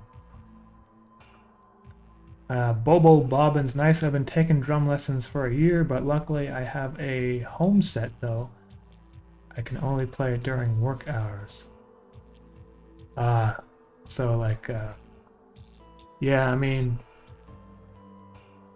I don't think I could do that, because I live in like an apartment, and even though I probably could play the drums without breaking any laws, I just feel like it would probably be annoying for them. So I don't do that. Maybe one day I'll get like an electronic drum pad or something, but for now I just stick to going to the studio down the street. Also, it gets me out of the house, because I need to like get out of the house, you know, do things, talk to different people. Can't just be a computer boy all day.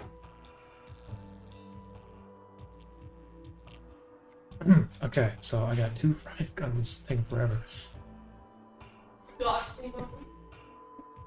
Look at it, Henrik is just gyrating in space. I heard my name.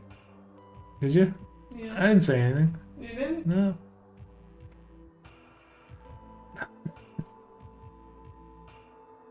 Secretly talking about Caroline behind her back.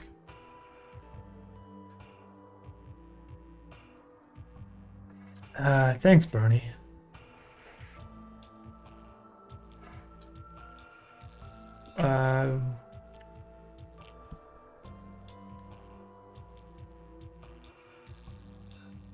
What influences led you to create the first episode of Interface?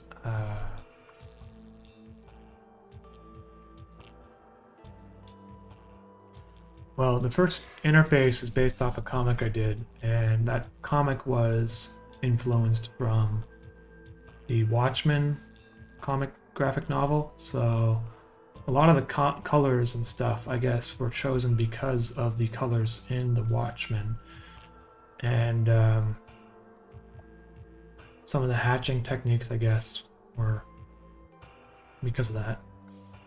But a lot of the other sort of things were kind of like from 90s cartoons, you know, like Rugrats and that sort of thing. They used to use a lot of Memphis design shapes and colorful kind of weird nostalgic moments there. So I sort of incorporated that into my series.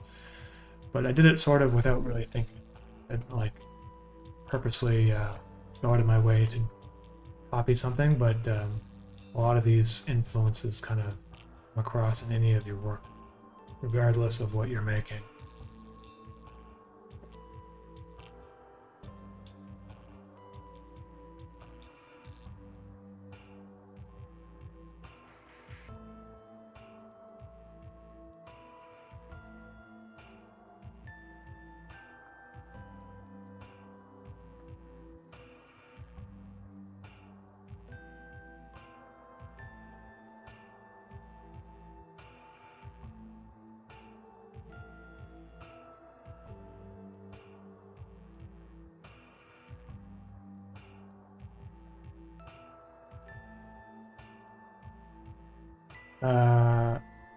I admired your percussion for a while, actually. You use percussion more melodically than a typical percussionist would.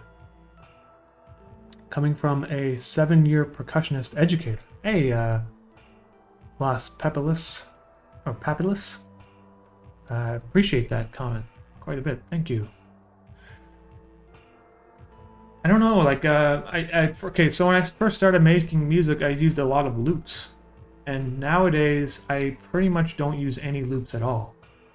And, but what I would use, when I did use the loops, I would cut them up. And so that I would move the drums around on the timeline, just so that it wasn't like a repetitive loop for the entire thing.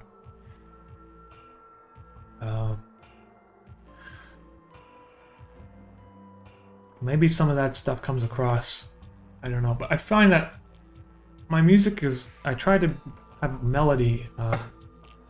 I find that melody has been like something that has only been reserved for like film soundtracks for so long. A lot of music, I don't know, like electronic music, I find is it's like too drony, or it's very super repetitive, or like I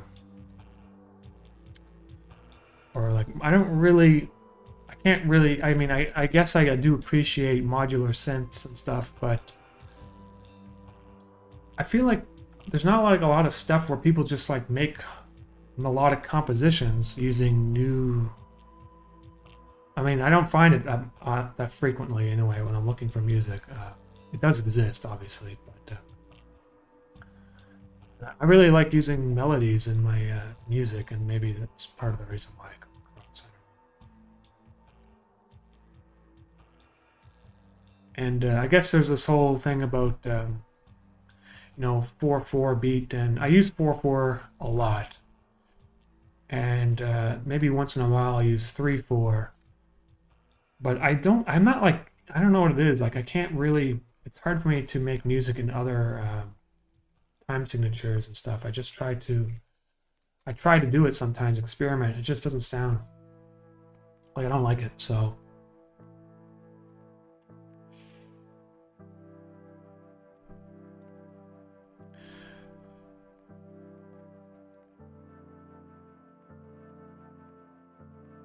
I do want to do that though. I find it's very hard to make music in different time signatures without it sounding bad. For me anyway, that's my experience with it.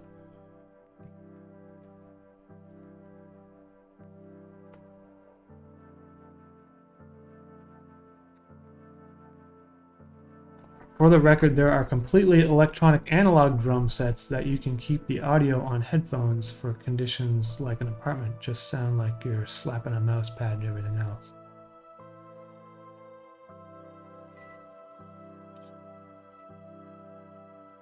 Oh yeah, right.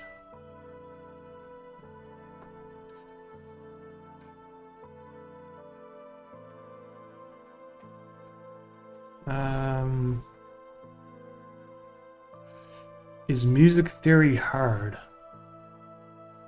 You know, if you're trying to like make music and stuff, I would suggest you just go out there and try to just make whatever random stuff you do in Logic and just mess around and have fun with it. And then when you want to incorporate music theory into your stuff, then do it. Because I find that if you get right into the music theory, you're gonna get overwhelmed and you become creatively stifled. I mean, at least that's the way I kind of felt about it. When I was growing up, my parents gave me piano lessons, and I wish I had stuck with it, but I didn't. One of the reasons why I didn't was because I didn't really enjoy any of the music theory at all. Like, I hated it. I hated practicing scales and stuff, but I mean, it's dumb. Like, how else are you supposed to learn how to play the piano, right? But I feel like if I would have just stuck playing the piano on my own, I would have and not been forced to like practice scales and all this sort of thing. Just do some random stuff, because I did kind of like doing that. I began to associate making music with learning music theory and not so much making music. And had I just, decided to mess around with music without worrying about the theoretical parts of it, I feel like I might have eventually come around to been wanting to learn the music theory. And that's exactly what sort of happened now. I've really kind of gotten into learning music theory more in the past 2-3 years than I ever had been. When, like, I've released a couple music albums, like electronic music albums, without really learning any music theory. But now I feel like that in order for me to kind of take it to the next level, I do need to learn the theory. And that doesn't necessarily mean I need to do all the different scales and do everything and incorporate 500 different types of articulations of. It just means that I at least understand what's available out there for me to do and how it works. And so when I do my music compositions, and even if I decide to keep it in the same simple kind of, like E minor or like C major, just the white keys or whatever, or just basic 4/4 time signatures, at least I understand what I'm missing out on if I don't do something more complicated, or what, it gives you a better, well-rounded perspective on what you're doing. That's my opinion on that. I mean, the thing is, you can drill music theory into a young person's head, and they become really good at it.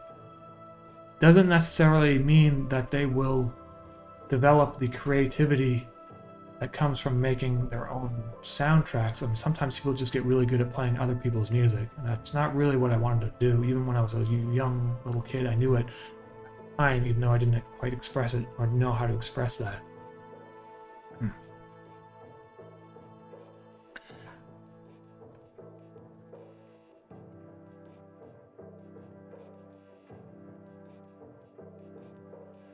I recently started writing orchestral music as a hobby. It fits me, and I'm pedantic and love to have lots of elements to play around with at the same time. A total playground for me.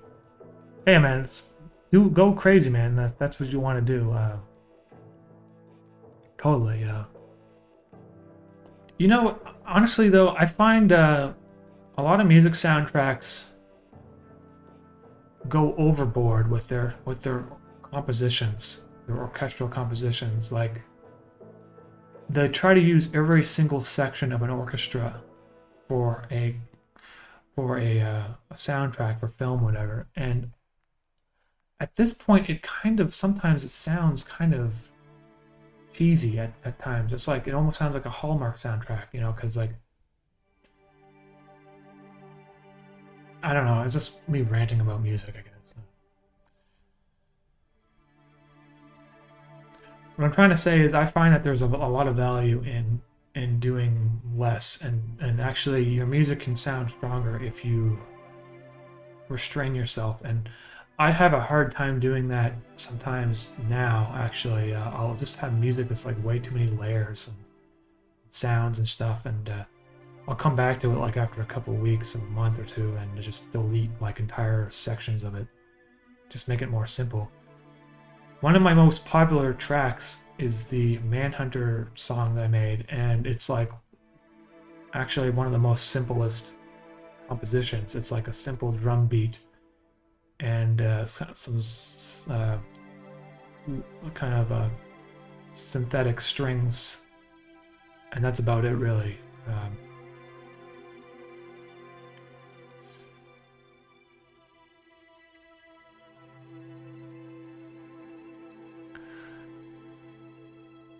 Bernie, I saw in the last few years you got 2 bumpers on Adult Swim, and how did you feel that they... Bernie, actually, I did 4 of them, actually, 4 of them for Adult Swim. And they did reach out, and I could have done more for them, actually, if I wanted to. I just I decided to focus on interface, that's all. Because when I did those bumps for them, I was trying to make stuff for my channel at the same time, and kind of got burnt out a little bit because I was working way too much.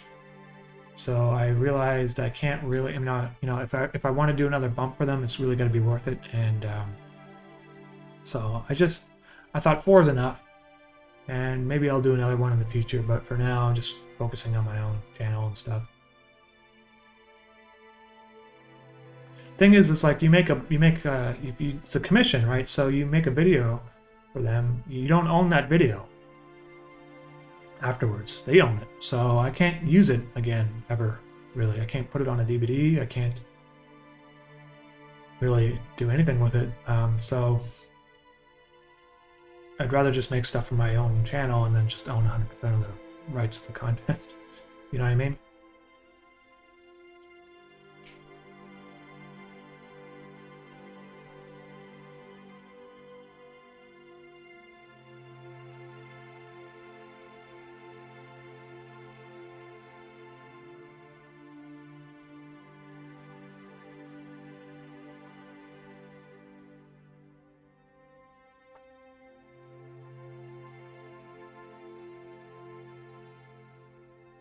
And I feel like that's more important nowadays than it used to be 10 years ago, because like everything's on the internet.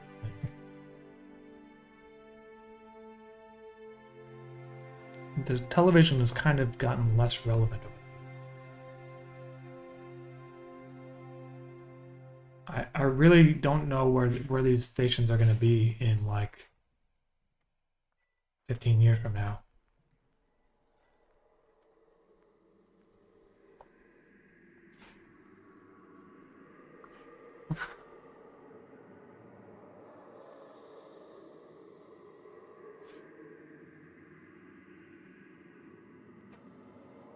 I know it's not very orchestral, but are you familiar with Risk of Rain 2 soundtrack? It's phenomenal. It's its purpose to a T.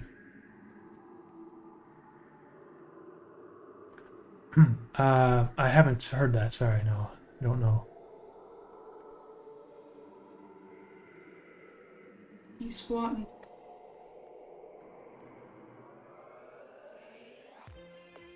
What you doing, Carolina? Okay. Your brownies working out?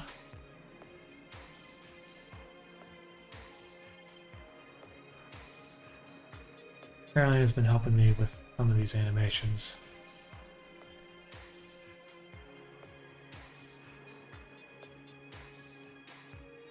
Okay.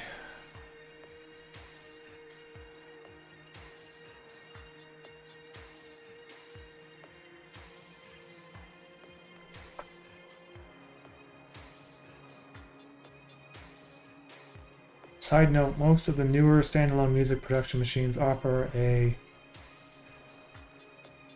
fairly limited array of time signature options. Okay.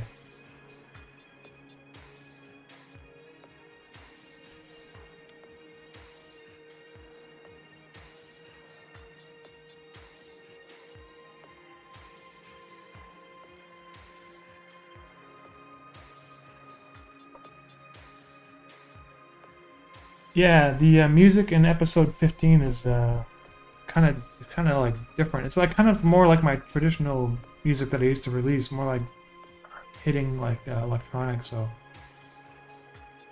anyway, there's a secret album that I'm working on. I'm gonna try to make music kind of more like that. Honestly, just don't know when it's gonna be released.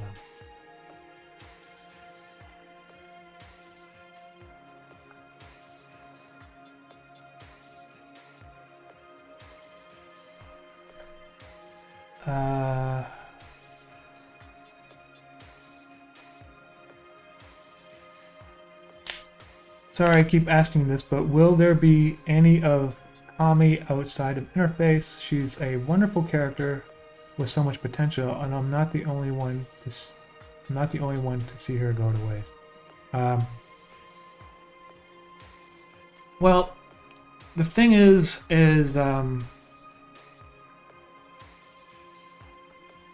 she kind of represents like an idea in Interface, and I feel like if I were to use her outside of Interface to, like, I don't know, in a comedic sort of role or anything outside of Interface, I just feel like it would kind of lessen her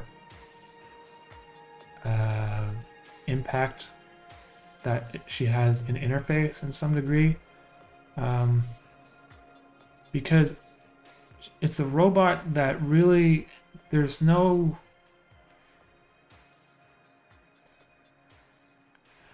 you know, I'm trying to say is that she has a specific function in interface, and I haven't really considered it outside of interface, and so I'm not sure if I will be using her outside of interface, because she's like a robot that kind of is fulfilling the role that she was programmed to do, and it's not necessarily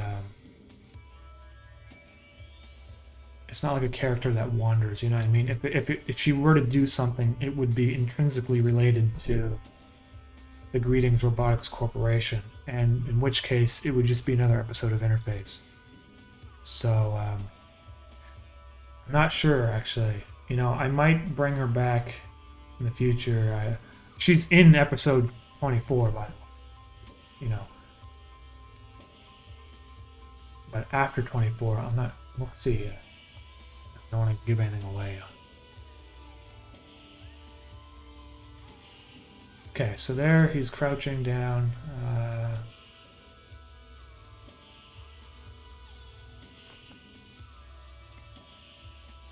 Almost finished. 3 more frames of coloring.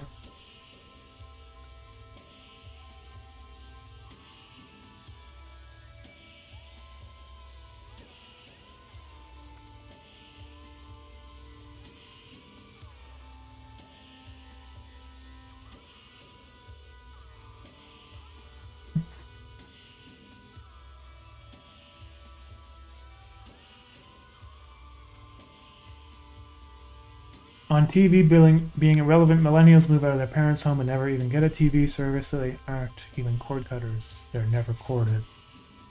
Yeah, I mean that's basically I moved out and we bought a television to watch movies and stuff. But like, the thing is though, we do have television channels because digital over-the-air signal is pretty strong where we live currently.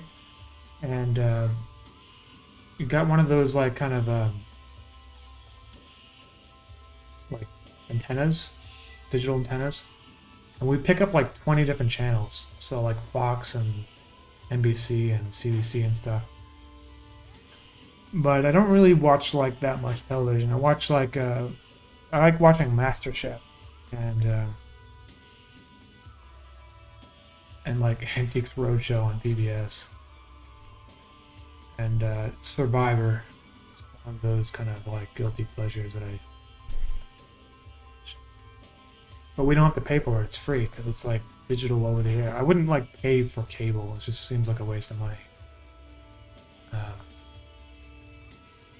Because.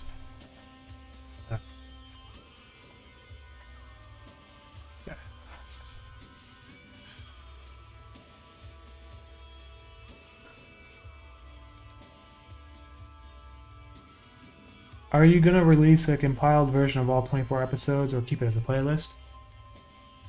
Episodes 13 to 24 are going to get released in a compilation, just like part 1.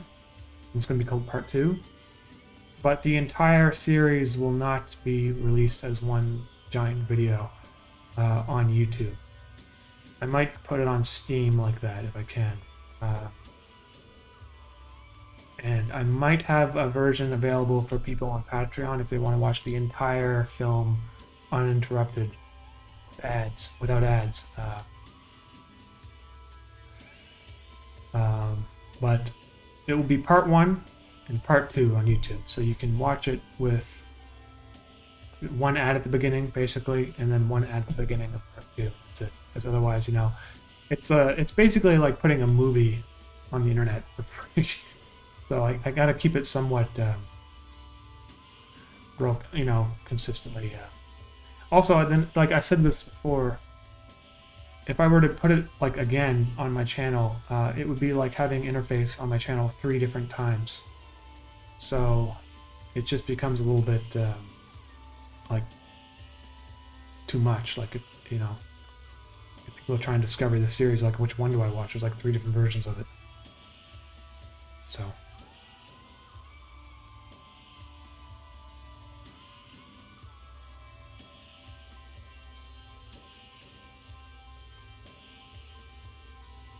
So basically, you know, if you just want to watch the whole thing, you'd watch part 1, and then click on the link at the end of it to part 2.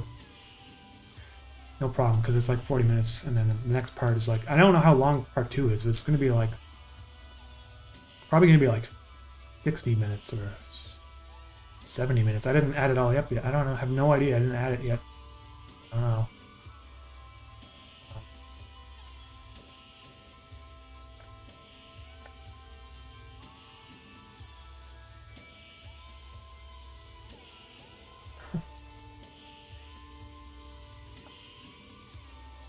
ETA on this episode, I'm thinking the beginning of October, like October 1st, possibly. Possibly.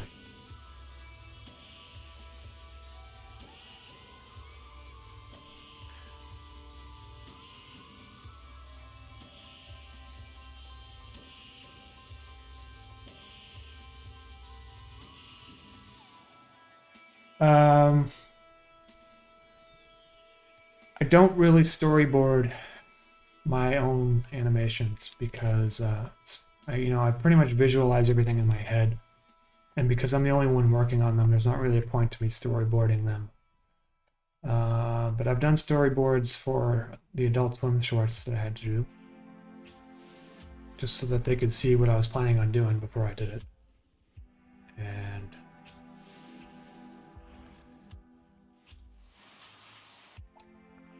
you know, the way I draw is kind of rough anyway, so it's kind of like if I did storyboards, if I drew it even rougher than this, it would be like illegible.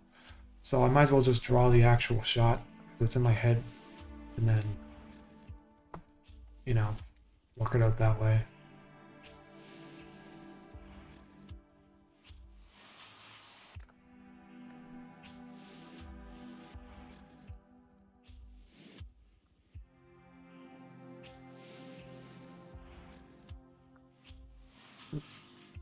There.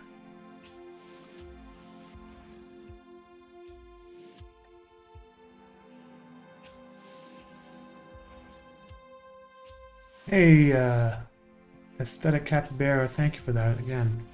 That's very kind of you. Changed, Carolina.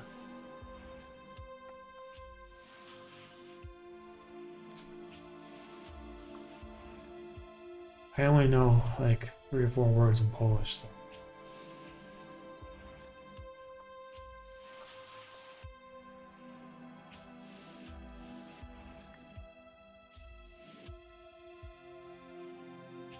I'll let her know that you stopped in and say hello. Suggestion, if you were to release it all compiled together, you could do it when traffic to a playlist slows down and add a tiny bit at the end and advertise it as having bonus content. I might do that. Yeah, I mean, I don't know. I just don't want to, like, I don't know. We'll see how it goes. I'm not going to take it out of the question. It's just, personally, I just don't see the point. Like, people ask for a compilation. It's like, well, part 2 and part 1 are just, like, 2 videos. So just click the next one. You know what I mean? It's essentially going to be the exact same thing. You're not like missing out on anything really. So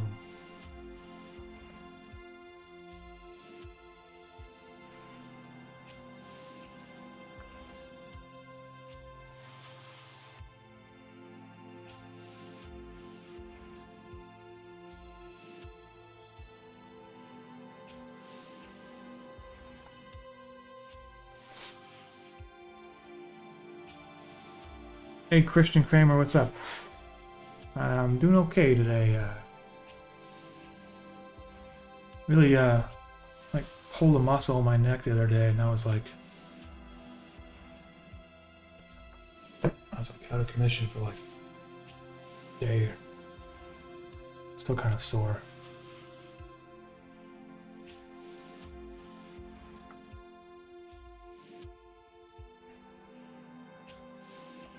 Have you seen any Antonioni? The aura his films have reminded me a little of Interface, especially Henry. I don't know if I've seen any of his films. Let me just look up to see.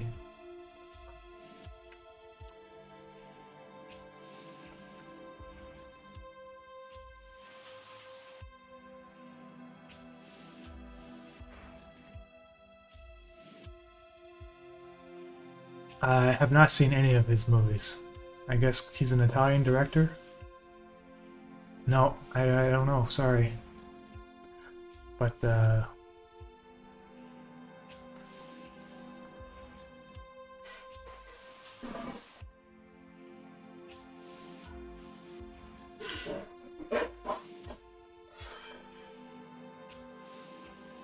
when you publish a 12-episode part video, do you notice a halt in revenue from the episodes 1 or 2, or by that time you publish the part, has viewership already declined?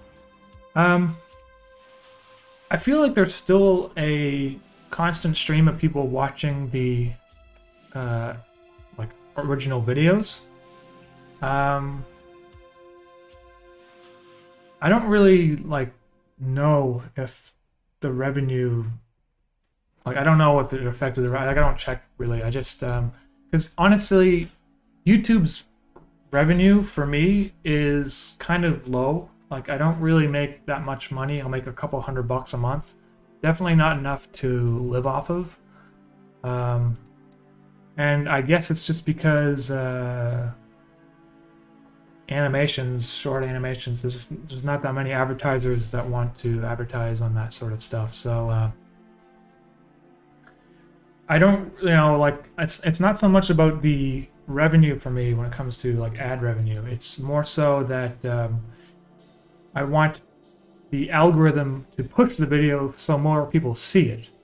In which case, I think having it spread out across 3 different videos, if I were to do one giant compilation, it would kind of dilute the views across 3 different formats, rather than it just being 2, which is the original series and then the you know, part compilation. So that's kind of my theory behind that. I don't really know if it's accurate or not.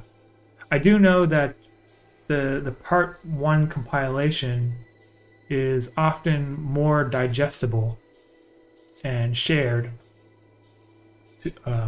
because it's not like watching episode 1 and you like, you know, and it just ends. People get confused, right? They're like, what, that was it? Part 1 feels more like a cohesive story, so they can watch the whole thing. The thing is, part 1 actually kind of has an arc of its own, and part 2 has an arc of its own as well. And so that is sort of why I want to keep them somewhat separate. And I felt that when I ended the series, or when I ended part 1, when I did, it was basically the right time to do so.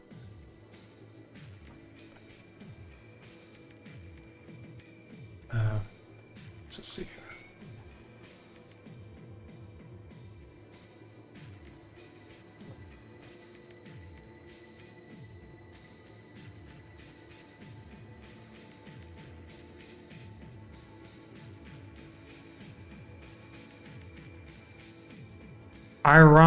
Ironidus, eh? I just wanted to slay a gamer word here, but it's not letting me. Hey, Ironitis, I don't know how to say that, but thank you very much for the super chat. It's very kind of you.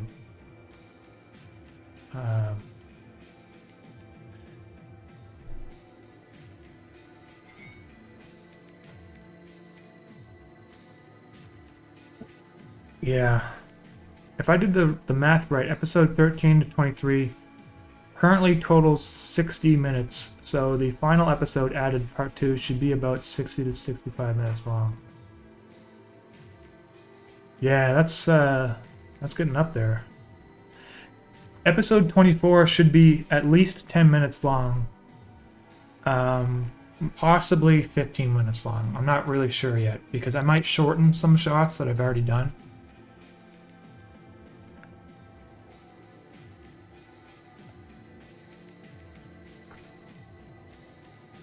So that means that it should be like 72 minutes, roughly.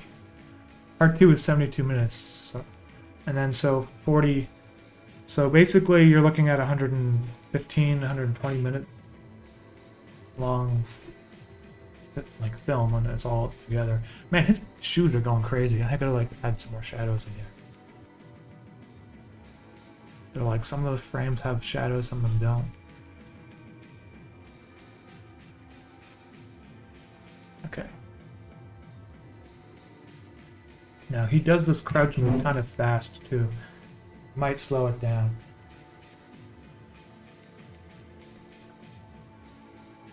But there we go. There is Henrik crouching. And you see how his hand kind of goes like out of the light there. And he crouches down in front of him. It makes sense. Even his face goes more into the shadows.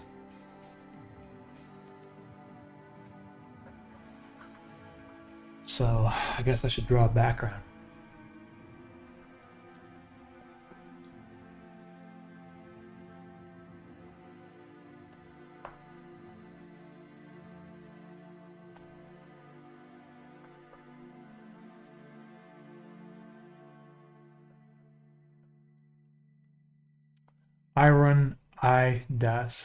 Ironitis.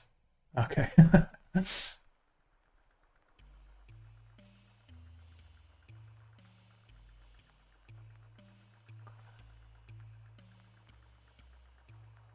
The Sin Massacre AVGN channel re-releases content multiple times, and they've been around since the launch of YouTube, so apparently it's profitable. Well, I might do it then. I don't know. I might consider doing that, but I might do it like a few months later or something, you know.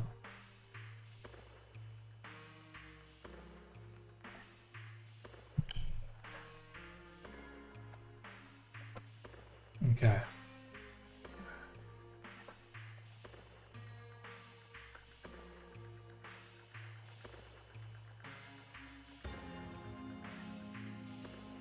So, some rocks here. Oh yeah, I'm drawing rocks again.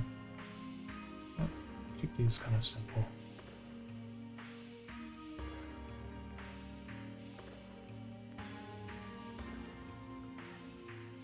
It's supposed to be a...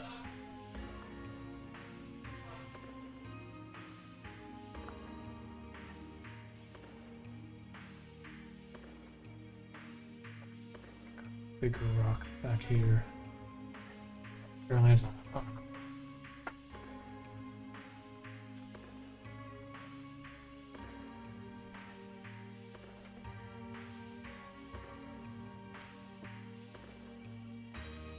Oh.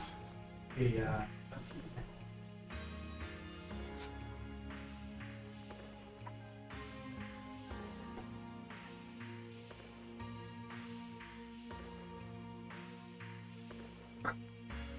Actually not a heat lamp. Just a red light.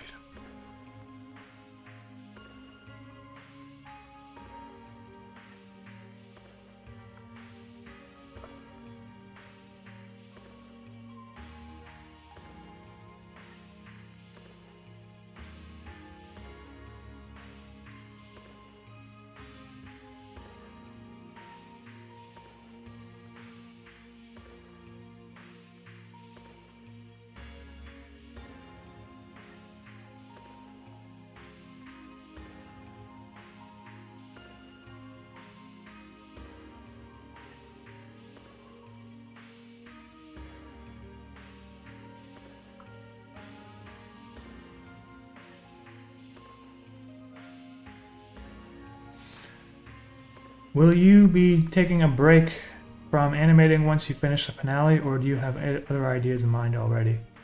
I'll probably take like 2 weeks off where I just don't do any animation. But I will be doing other things because it's like basically I'm gonna start working on the DVD and stuff and the compilation. So I'm not. It's a different kind of work though. It's a little bit less stressful, I guess. I think if I were to take a break, it would probably be in December. I might just like take some time off because I've been doing this like all year, trying to get the series complete in a timely manner.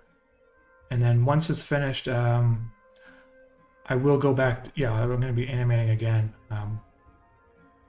but less serious. Like, kind of bring things back to the channel back to the way it used to be. You know, shorter videos that are a little bit more, just more fun stuff. You know, that's all. I'm not saying that this isn't fun, but honestly, interface has been like it's been like a intellectually like challenging thing for me to do. Like it's just I have to make everything make sense. It has to have some sort of meaning, and I just kind of want to go back to making sillier stuff like I used to. Like, you know, this Ronald McDonald driving on the highway and stuff, that kind of stuff. But I'm probably not going to be doing like more Ronald McDonald videos, but you know what I'm saying. Okay, so let's get some.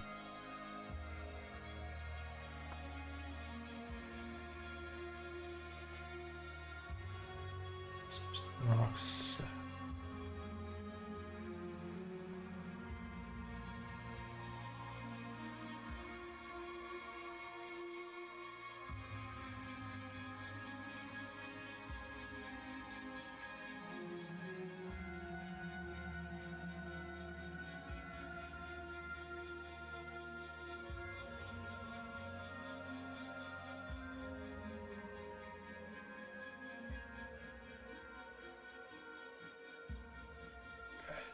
There is this background. Now the problem is that he kind of blends in too much with the background. You see that? So I'm thinking I'm actually going to make the rocks darker.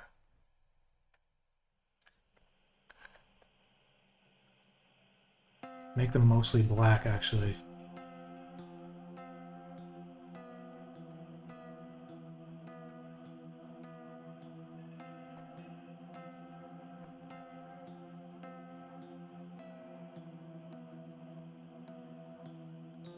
Kind of give it more of like a comic booky look.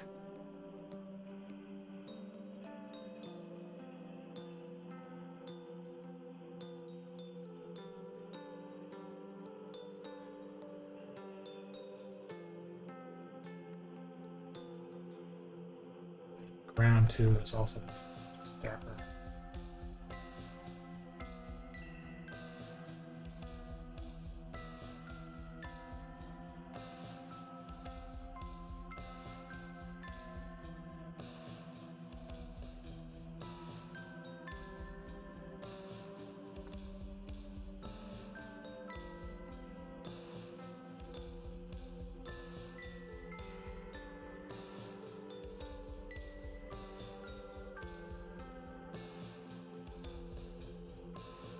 Right around here, though, I'll add some like highlights to the rock,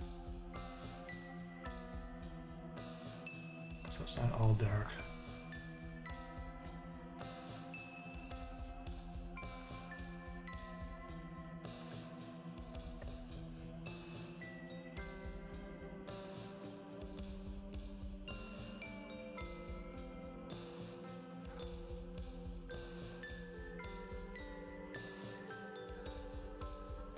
Now, I have to add some more actually to the other side over here too.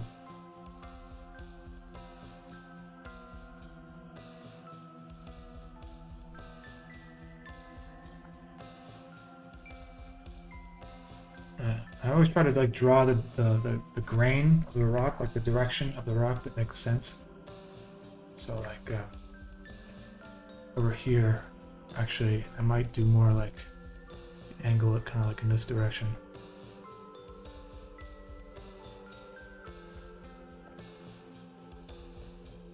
It just makes it look like it's curved.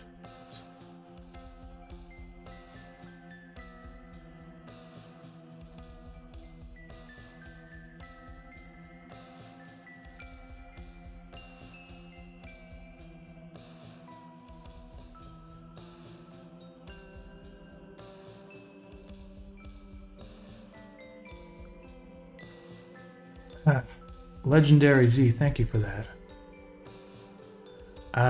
I hope to see another big project like Interface in the near or far future. I mean, I feel like I'm probably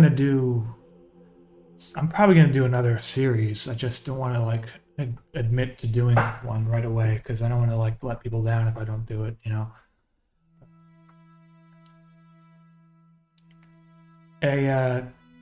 Seal, you said that your inspiration is music, but you overthink about life or philosophical themes to make scripts. Yes, well, yeah, because so the music kind of like inspires me to make something in a particular episode, and then when I start thinking about the dialogue, and Mischief kind of has like a philosophical bent to him. Yeah, he's not always just being a goofball, which I think kind of makes him more interesting. Which is that because he's kind of like absorbed all this knowledge of the world and whatever, he's kind of got like some sort of innate philosophical like perspective. But you know, I really try to, whatever it is that he's saying, it sort of relates to the larger message of the film. And I don't want him to just be like randomly spewing philosophical nonsense for no reason. So I have to be very selective about what he says and try to make it not sound like pretentious and stuff, which sometimes I feel like, you know, maybe it kind of sounds a little pretentious. I should have rewritten things, but it's too late, you know.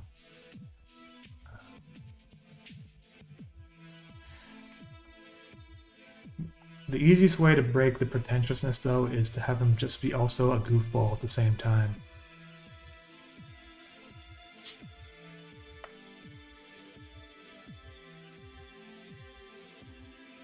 Okay, so there's a... Okay, that looks pretty nice, I think. There's rocks in the background.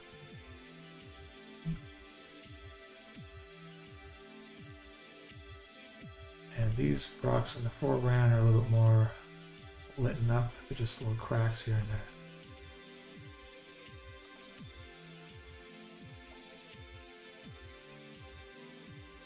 What is this layer? Oh, it's my outline layer. So I'm going to put some highlights on the rocks now.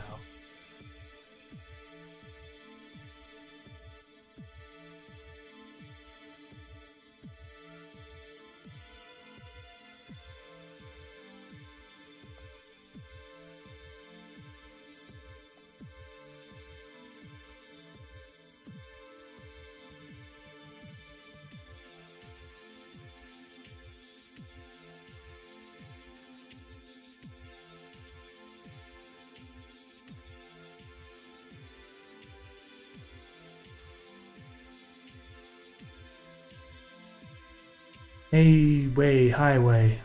Hey, thank you for that. Hey, way, highway. And Carf Darko, thank you for that.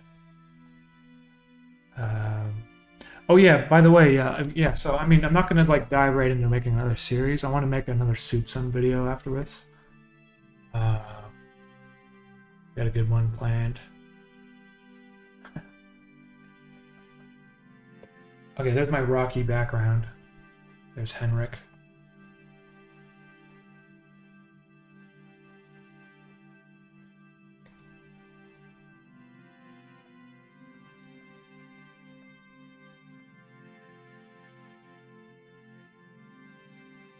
Now the stars.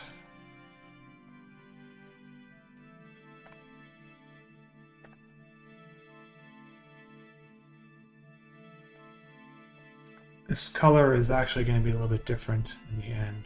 I use a lookup table at the end to make everything kind of consistent looking.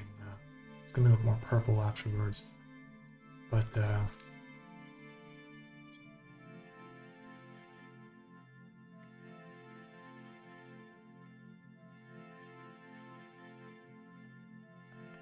it's nighttime in the scene.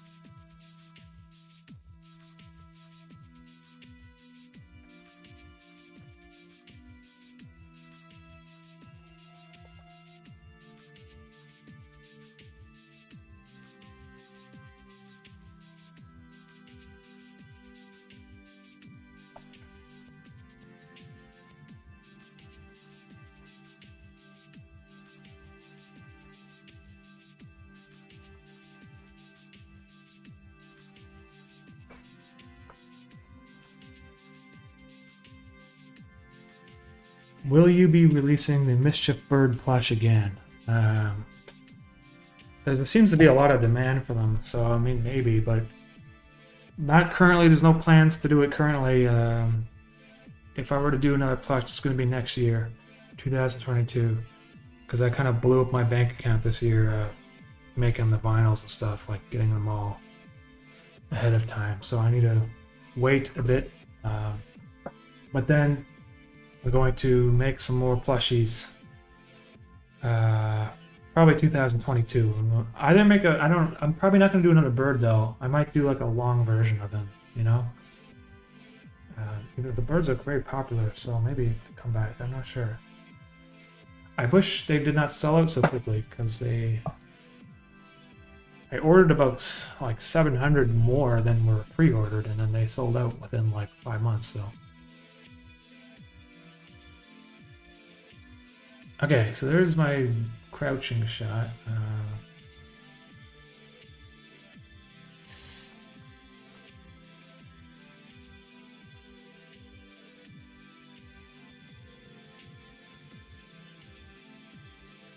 Now, to do the rest of the shot would actually kind of put some spoilers in here. So I'm going to hold off from completing the shot on the live stream, because I don't want things to get completely ruined for when you watch the finale.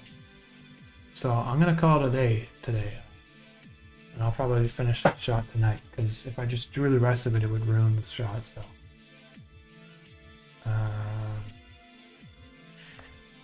So, if you have any more questions, I'll read off the last ones here, but then I'm going to say goodbye and thank you for stopping in.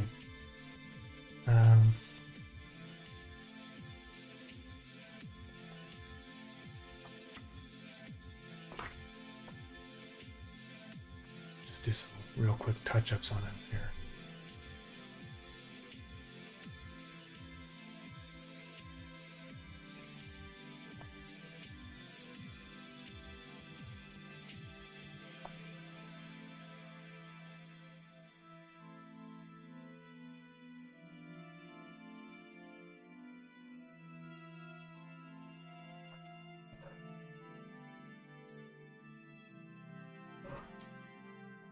Oh yeah, I think in the ground.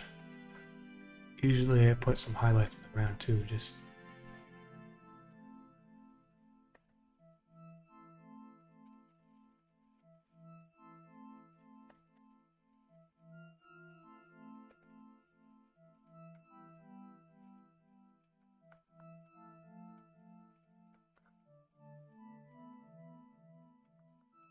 makes the rocks look a little bit more dimensional.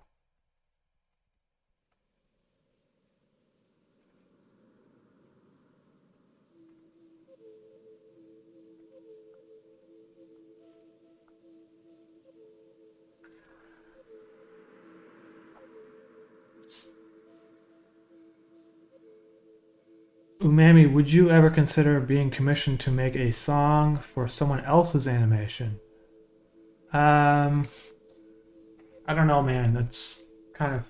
I don't really do stuff like that. I would maybe consider it if it was like a actual like big movie or something with a budget, but otherwise I think I would just keep that stuff to myself usually. But if you wanted to use like a track that I already made, just send me an email and I'd probably say yeah.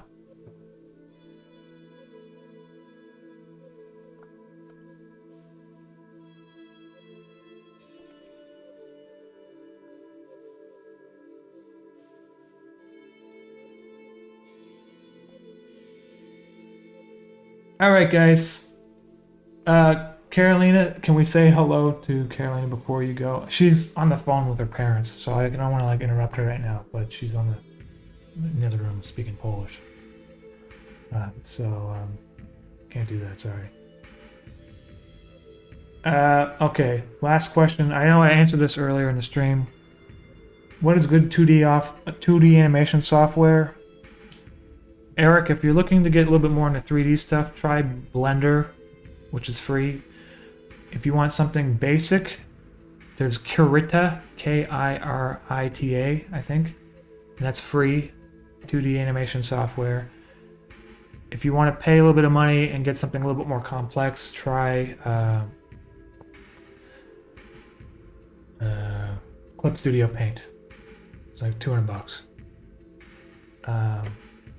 Otherwise, I'm using Photoshop with a plugin called Animator's Toolbar Pro. So, that's what I use. I'm sorry I can't be more detailed, but if you go back to the beginning of the stream, after this is done, actually it's go into a lot more detail about the different software. Alright everyone, I'm going to call it in now. Have a nice day. Thank you so much for the super chats and just talking with me. I really do appreciate it. See y'all next time.